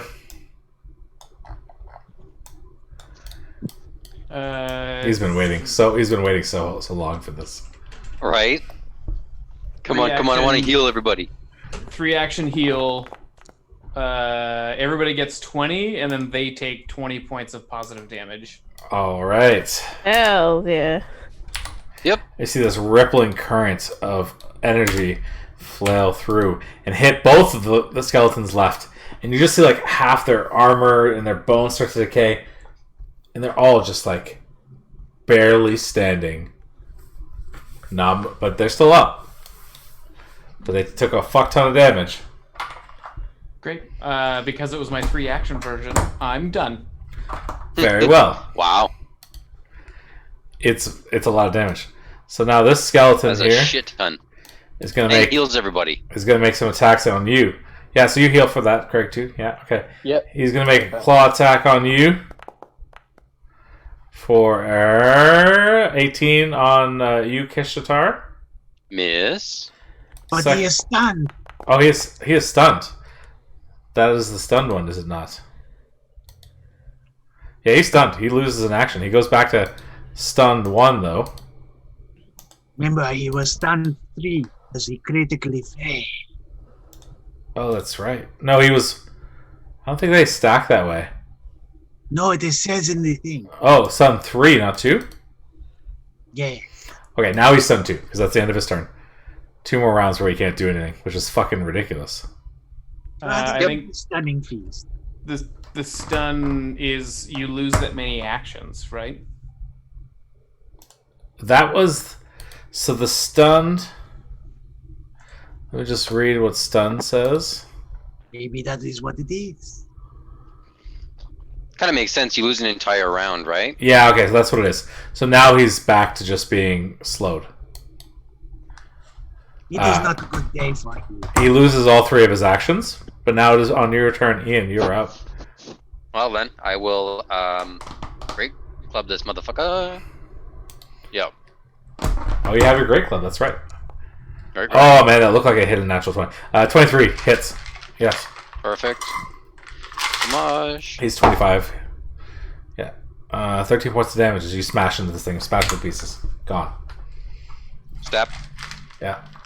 Smash again. Yep. Oh, sorry. -5. That misses them. 16 miss. Yeah. Hey. And that is your turn, I think, right? Yep. Move, step, move. All right. Well, this is the last one here. He looks at you after hitting him and goes, takes a swing at you. 24 hits. For Jesus, max damage again. These guys. It's my rolling. I'm sorry. That's good. First attack. Second attack. 21 Definitely to hit. hits. For Jesus Christ. max damage again, apparently. Wow. And third attack on you. For a Is the critical big cat fail. taking another nap. So he tries to hit you, and this time he gets your shield up, and he punches your I shield. don't have a shield. Well, he punches something on your My armor. club. Your club, yeah. You get your club in the Yep. way, and he hits it, and his body just shatters in pieces and falls over dead. All that to take fucking 42 points of damage. Jesus Christ. 2 max damage hits, like right in the face, and then he shatters himself on your club. They were both at 1. They were both at 1 health. They were both at 21 health I hate when that happens. before Logan cast the spell. Damn. Alright, well. As you guys are no longer in combat. I will Yep. treat wounds. Yeah, I'll battle med. Kishitar, come here, sit. Let's see here. Why do you do that? Like, you've made yourself immune to treat wounds. For 10 minutes, right? No, for the An day. Minimal an hour if you have. Oh no, I'm battle medicine, so it's just an hour. Okay. Well, next time, let me do it because I have plus 12. God damn. we can retrocon that. You start to heal yourself, and you like grab his hand. To aid me. Well, Oh, the good news is I rolled a 1. damage. Yeah, so like you see him going. You're basically looking at him like, this idiot's gonna cut himself, and you go to grab him, and you don't realize he's got claws and not hands, right? Because he's a cat, and you shove his cat paw into his arm, and you take another point of damage as you try It's to a D8. Well, I'm going to give you another point of damage. Is it a D8? It is a D8. It is a D8. Oh my god! All right. That's a hero point reroll if I ever heard one. Fuck him. So I you take a cumulative 6 points. no, you take 2 points of damage. So Logan rolled it. All right. as he like tries to stop you from hurting yourself, and in the process, you pull back and Shoves you my cut hand in yourself more because you're just not used to like lizards grabbing you. That's like an instinctual sort of internal like pull back. Jesus. I'll take my 18 points of healing then for myself. Mm-hmm. Mm-hmm. I That's could use some funny. healing if anyone's got some. You look over his halfling's like bleeding from the side of his eyes. Where he got almost one shot in the like he got a giant bruise now in the center of the halfling's forehead. It's just purple and almost like sticking out a little bit. I can give you a elixir of the minor one. Like a I can do 1d6. battle med on you too. Yeah, I can. No, Unless, no, you will not. Yeah. I'm taking it from the Roll expert. I saw what happened If last I'm time. doing like, the good news is that when I treat wounds, I can treat wounds against multiple people. Yeah. Go ahead. Where did the skeleton come from? Oh. 4d8. Give me that wound treatment. 4d8. Beauty. All right. So I think you're back up to full with Back that. to full. Thank you very much. So you sir. basically see this the holy sort of reptile kind of looks at you, takes his finger, and pokes you in the top in the middle of the forehead, and that bump just kind of bursts out, and it's like, and then just gone. It's like left with just a little tiny little mark. Everything's fine except for that little small mark on your head. You have it was bad pimple. You just need to express it. You're fine. You're fine. Don't play with your friends. All right. Anything on the skeletons, or are they just trash? Okay. You look around, and you just see that there's decrepit body parts. They're kind of mindless. This is old, rotten, nothing really worthwhile in these guys. Okay. But make me a perception check as you look around. Blind it? As always. As always. Perception. Okay. Off in the distance, you hear another person starting to yell, "Help! Somebody! Get the police, please!" Like off in the with distance. these people. Make another couple of the ghost charges as we're dashing off towards it. I I'm will assuming. go ahead, Okay. since I do not need healing. As you get closer, yeah, go ahead. I was just gonna say to the lady that we have tied up, Mm. I'll just tell her it's her lucky day today. Move along. All right. Oh, we could have just left her tied up and came back. Yeah. Yeah, she might get brutalized while being tied up, so I Just didn't want dash to her in risk the it. stall. It's fine. She's a conscious. It's fine. She'll just worm crawl away, and then it'll be fine. We can hide her. You at the guys are bottom of all the over lake. there. Nope. I'm She... untying her and telling her it's her lucky day. All right. But if I see her around here again, my tail swishes across her face. Make me an intimidation check. It won't be pretty. Oh I'm god. gonna aid him in that as well. Okay. As you sort of go ahead and make me a roll. You go to sharpen your knife, Craig, and you cut your finger trying to help him. I have a habit of doing that. I have a cousin. He's a fucking Horrible. ranger, does that quite often. Yeah. But you manage to intimidate her, and she runs off away from the group here. You hear, as you guys sort of run through the streets or moving around through the quarter of the city, you hear a high-pitched shout at the sound of breaking glass emerge from a narrow wooden building painted with mystic runes. A woman in a floppy wide-brim hat stands outside the door, arms crossed, tapping her foot impatiently. She looks up at the sky in exasperation and snaps, "Finally! It took you guys long enough to get here."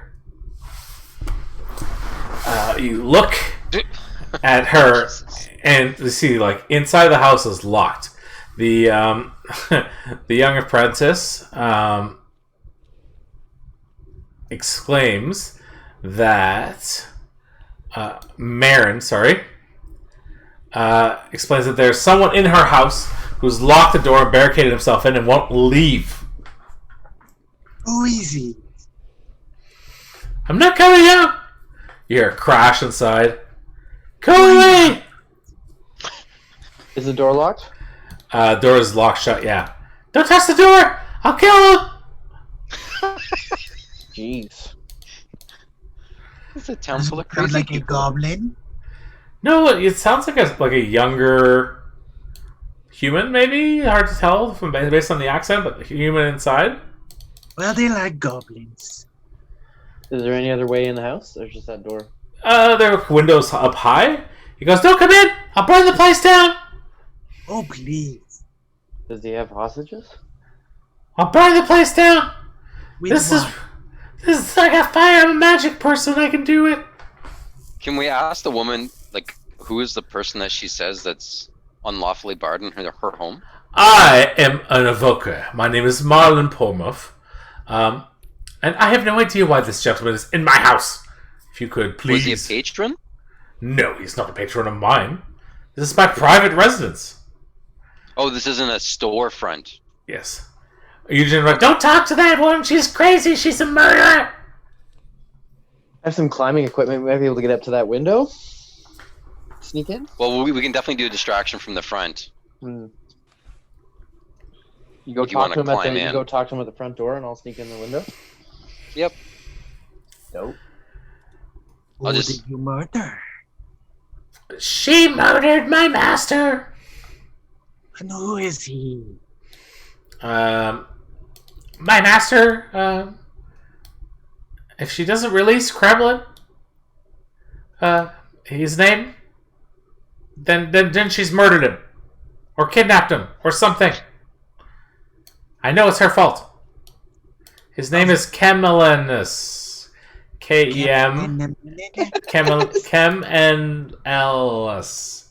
Kemelemelemelem? Kemenellis. Kem and I cannot L. hear you through the door. Yeah, Kemanellis. Kemenellis. And we will take you all down. No, I'm gonna destroy her. She knows. I'm not leaving until she tells me where my master is. You hear another She crash. will leave. But I need your hand. So look to Marlin during this time and ask her who Kemanellis is.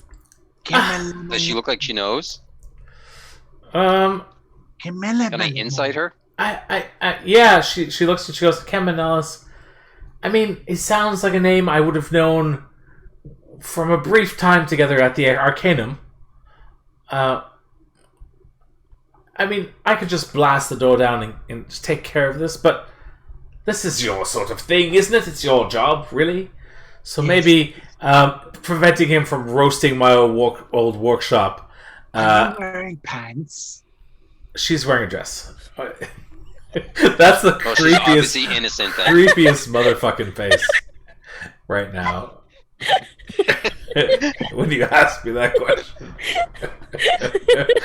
I can't even look at you right now.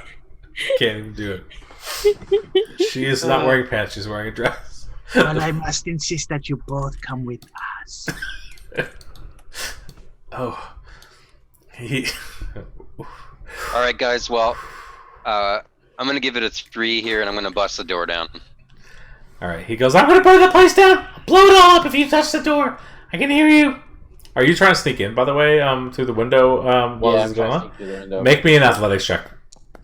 Oh. Can I use acrobatics instead of athletics? No, No. not really. I mean, you could maybe do it, but like, No. Do like some parkour, you know? yeah. Okay, make sure. Let's try it. Acrobatics. Roll me an acrobatics check. Will be a higher DC. Okay. That's very good at Nikos. While you guys are all talking, you see Korik sort of quietly bound up between the two houses. The windows are locked. He sort of like does that thing where you like jump from one building back and forth to get up, kind of deal. Very, very quietly. And he sneaks in to the front window and breaks in. You're behind him, and you see this younger kid, 15, 16 maybe, sort of yelling and screaming. She did it! I know she did it! She killed him! You got like a knife to the guy's throat? Is he like actually holding a hostage? There's no hostage. It's just him like smashing some books. Looks like he's done some damage to the apartment, but like he's just like looking, No rummaging. firebomb or You see him like anything? rummaging through books to try to find like. He looks like he's looking for something, just like yelling and screaming. He's like a young teenager, right? He's like his voice is still cracking from puberty. Like he's not old. He's like think about like a 12-year-old or a 13-year-old maybe, like with a cracking voice going, "She did it! She killed my master!" Well, come on out and we will prove it. No, you don't believe me.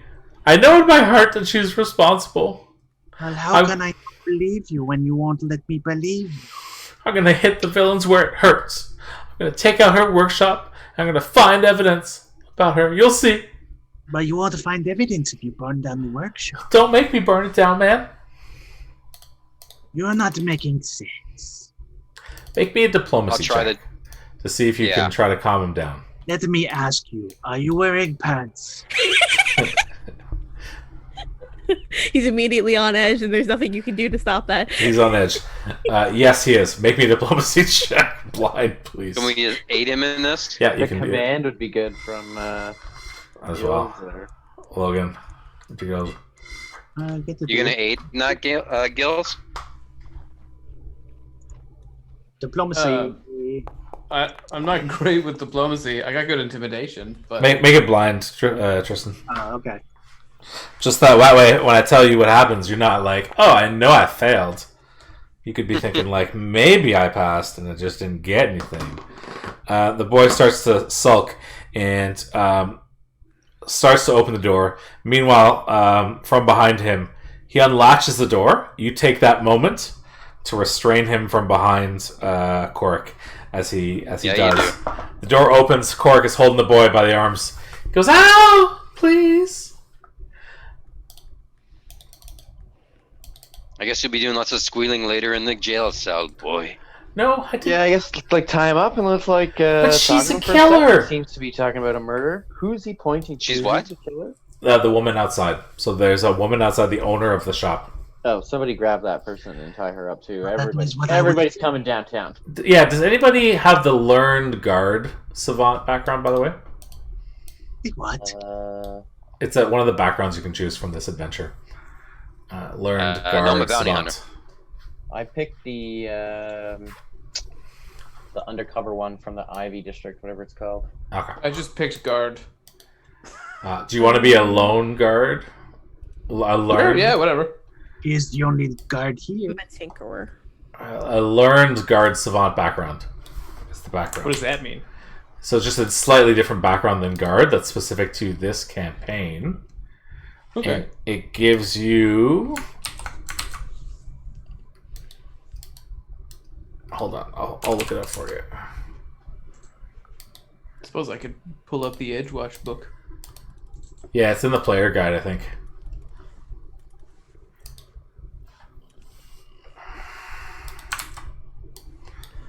I don't know if they. I don't think they have. Ex-con token guard, No, it's learned guard servant. learned guard prodigy. Maybe that's what they renamed it to. For some, the nuts and bolts of keeping the peace are practically second nature.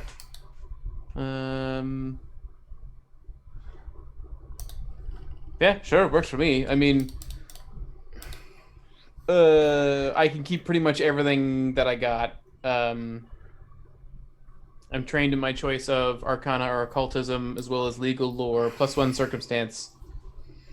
And I gain the Recognized spell fee. Yeah, sure. Works for me. Yeah. Okay. So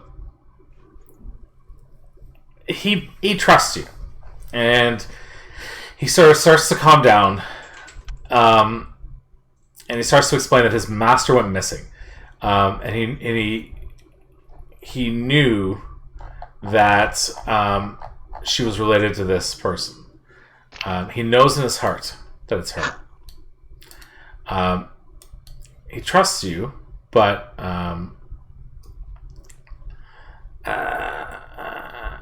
We would like to find your master, but we Yes. must know why you think so. He explains to you that his master's been missing. Basically, that she's been missing for a while.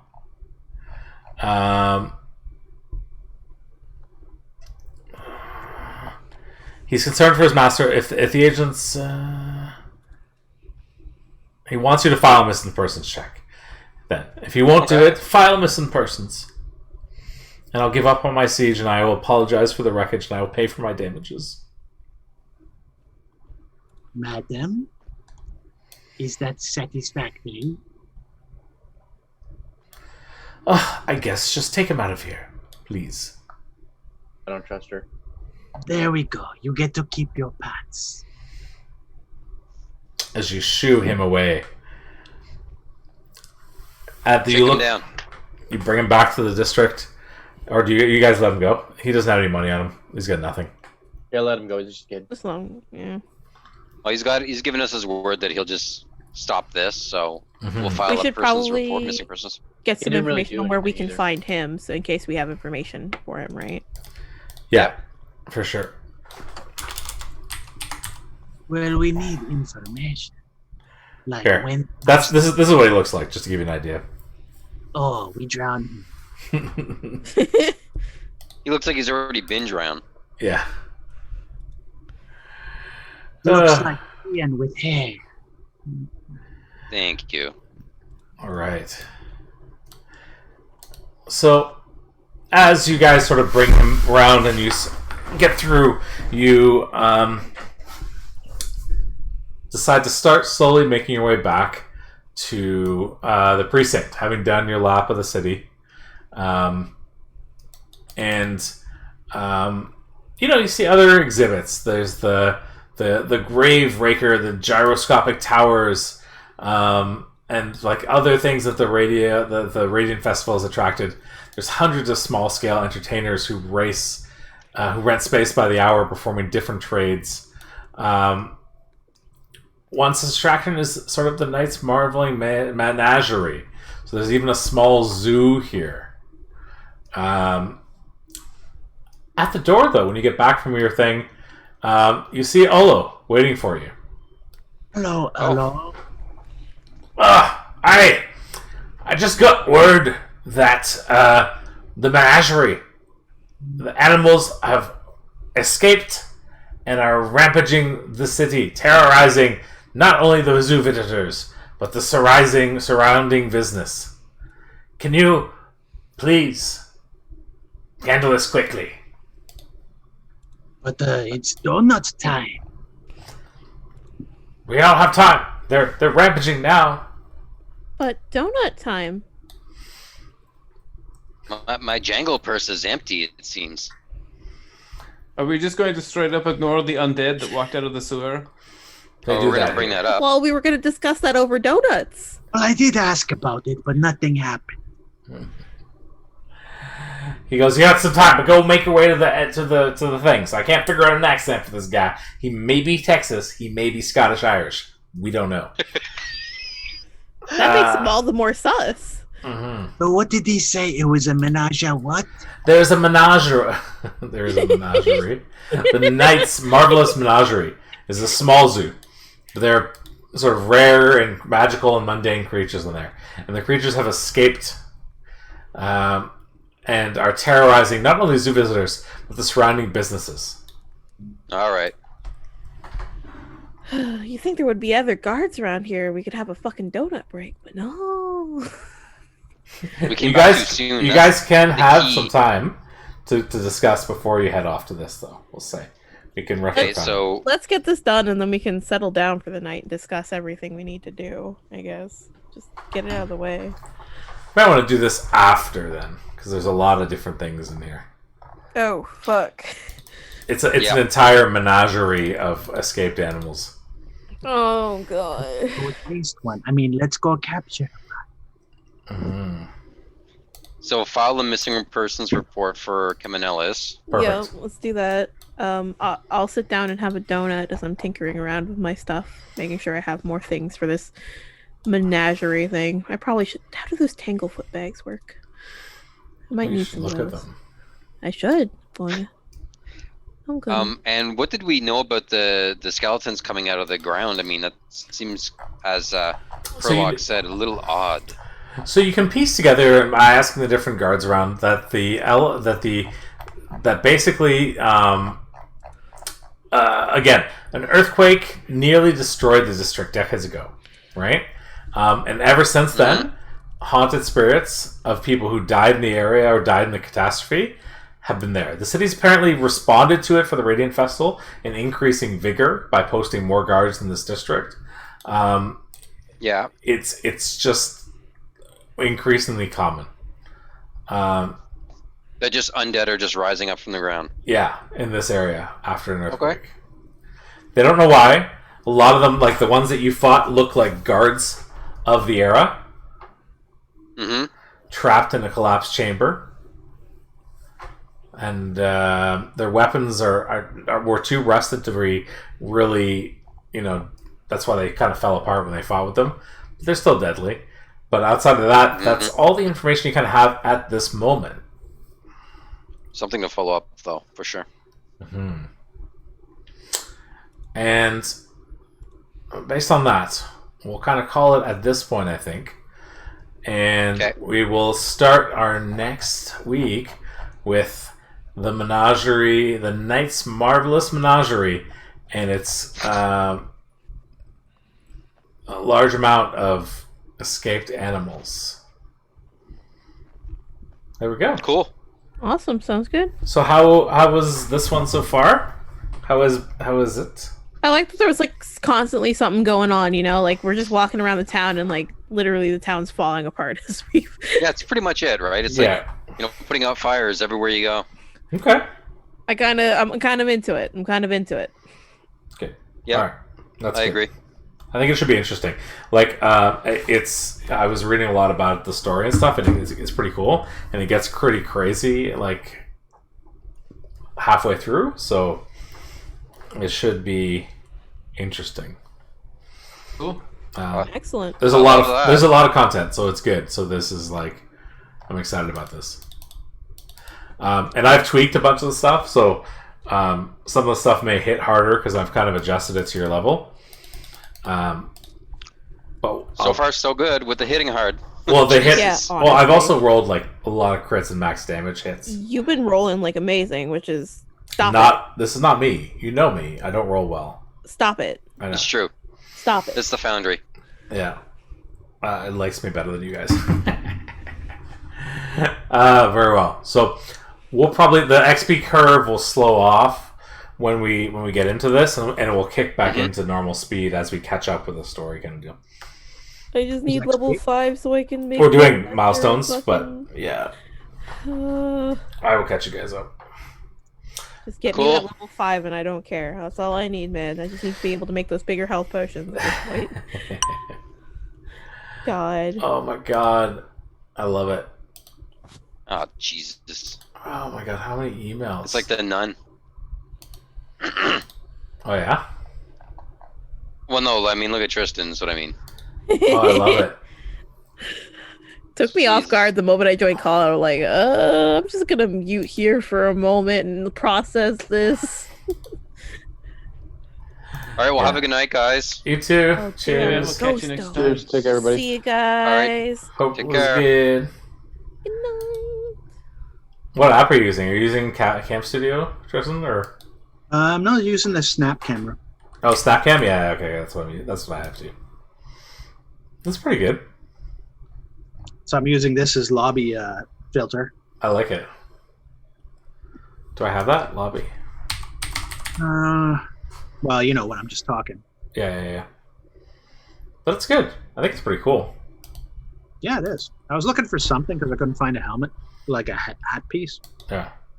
But now I'm just going to build around the expressiveness of the face. It was pretty cool. It was pretty trippy at times. You had a big smile going on at one point. I couldn't even look at you, man. It was trippy as hell. Oh, man. It was good. How do you look at it? I think it's pretty cool. It'll get even... Oh, look, I can do that too. Hold on. Let me do this. Yeah, there you go. Yeah, let me turn off the background though, because this is what you were doing before. There we go. There we are. Whoa. What the? Oh. That's weird. I clicked the button by accident to rotate myself. Yep. Nice. Well, yeah, Perlock showed up with his own voice. I like it. It was good. That wasn't my planned voice for him, but he just showed up. You know what? Sometimes they do that, man. The amount of characters that I plan a voice for that change it's always fun. That's good. I'm excited. Honestly, people seem to be enjoying it. People are getting into the whole cop thing, which I think will be interesting. Change of pace from the standard sort of. Yep. You don't have a reason for dropping people's pants. I assume you do. I'm waiting to see what you're going to do. Well, no. I mean, you get manacles on people, right? Mm-hmm. So they can't move their arms. That's fine. But they can run. That's right. They can drop their pants to their ankles. Can't run. They can't run. Yeah. No, it's good. I like it. And it's hilarious. But it's definitely what you would do in that kind of situation. So it's kind of cool. And it'll be interesting to see. There'll be even more stuff. Like there are people that will tie in. The writing so far I've been reading on this is pretty good. Yeah. Yeah. So I'm excited. Catch Perlock is a detective background, so I like it. When it comes to trying to figure stuff out, he's just curious that way. So no, I think there's a lot of good. Like people were complaining about the RP times in this campaign. I'm like, there's a lot of good RP if you want to spend the time to investigate stuff and figure things out, right? Yep. Which I think is kind of fun. I like detective. Detective would be a good background for this for sure. It'll get good, I hope. So this one we're 2 is 5 players. I think we're going to stick to 5 players. Yeah, that's fine. I was going to try to find somebody, but it's just like... All the essential positions are more or less filled, right? Yeah. I also talked to Miguel and Carr on Facebook, and they were saying they're interested in playing. They just... I found out Miguel's he's a therapist, so he spends all day on video calls, and he just doesn't want to be on video call anymore. That's fine. It'll be good when we can actually get together on that. Of course, I don't know about the face for... I'll have to come up with a head solution for the in-person head solution. That's fun. But I mean... I had to use the tool for online, because it's just perfect. It's great. I love it. It comes out really well. It's fucking hilarious, and it plays into it like it's just I don't know. It's a mind click, but I like that. We have a bunch of weird characters too. What if I have a reptile? Like, can we get like a lizard of some sort? Yeah,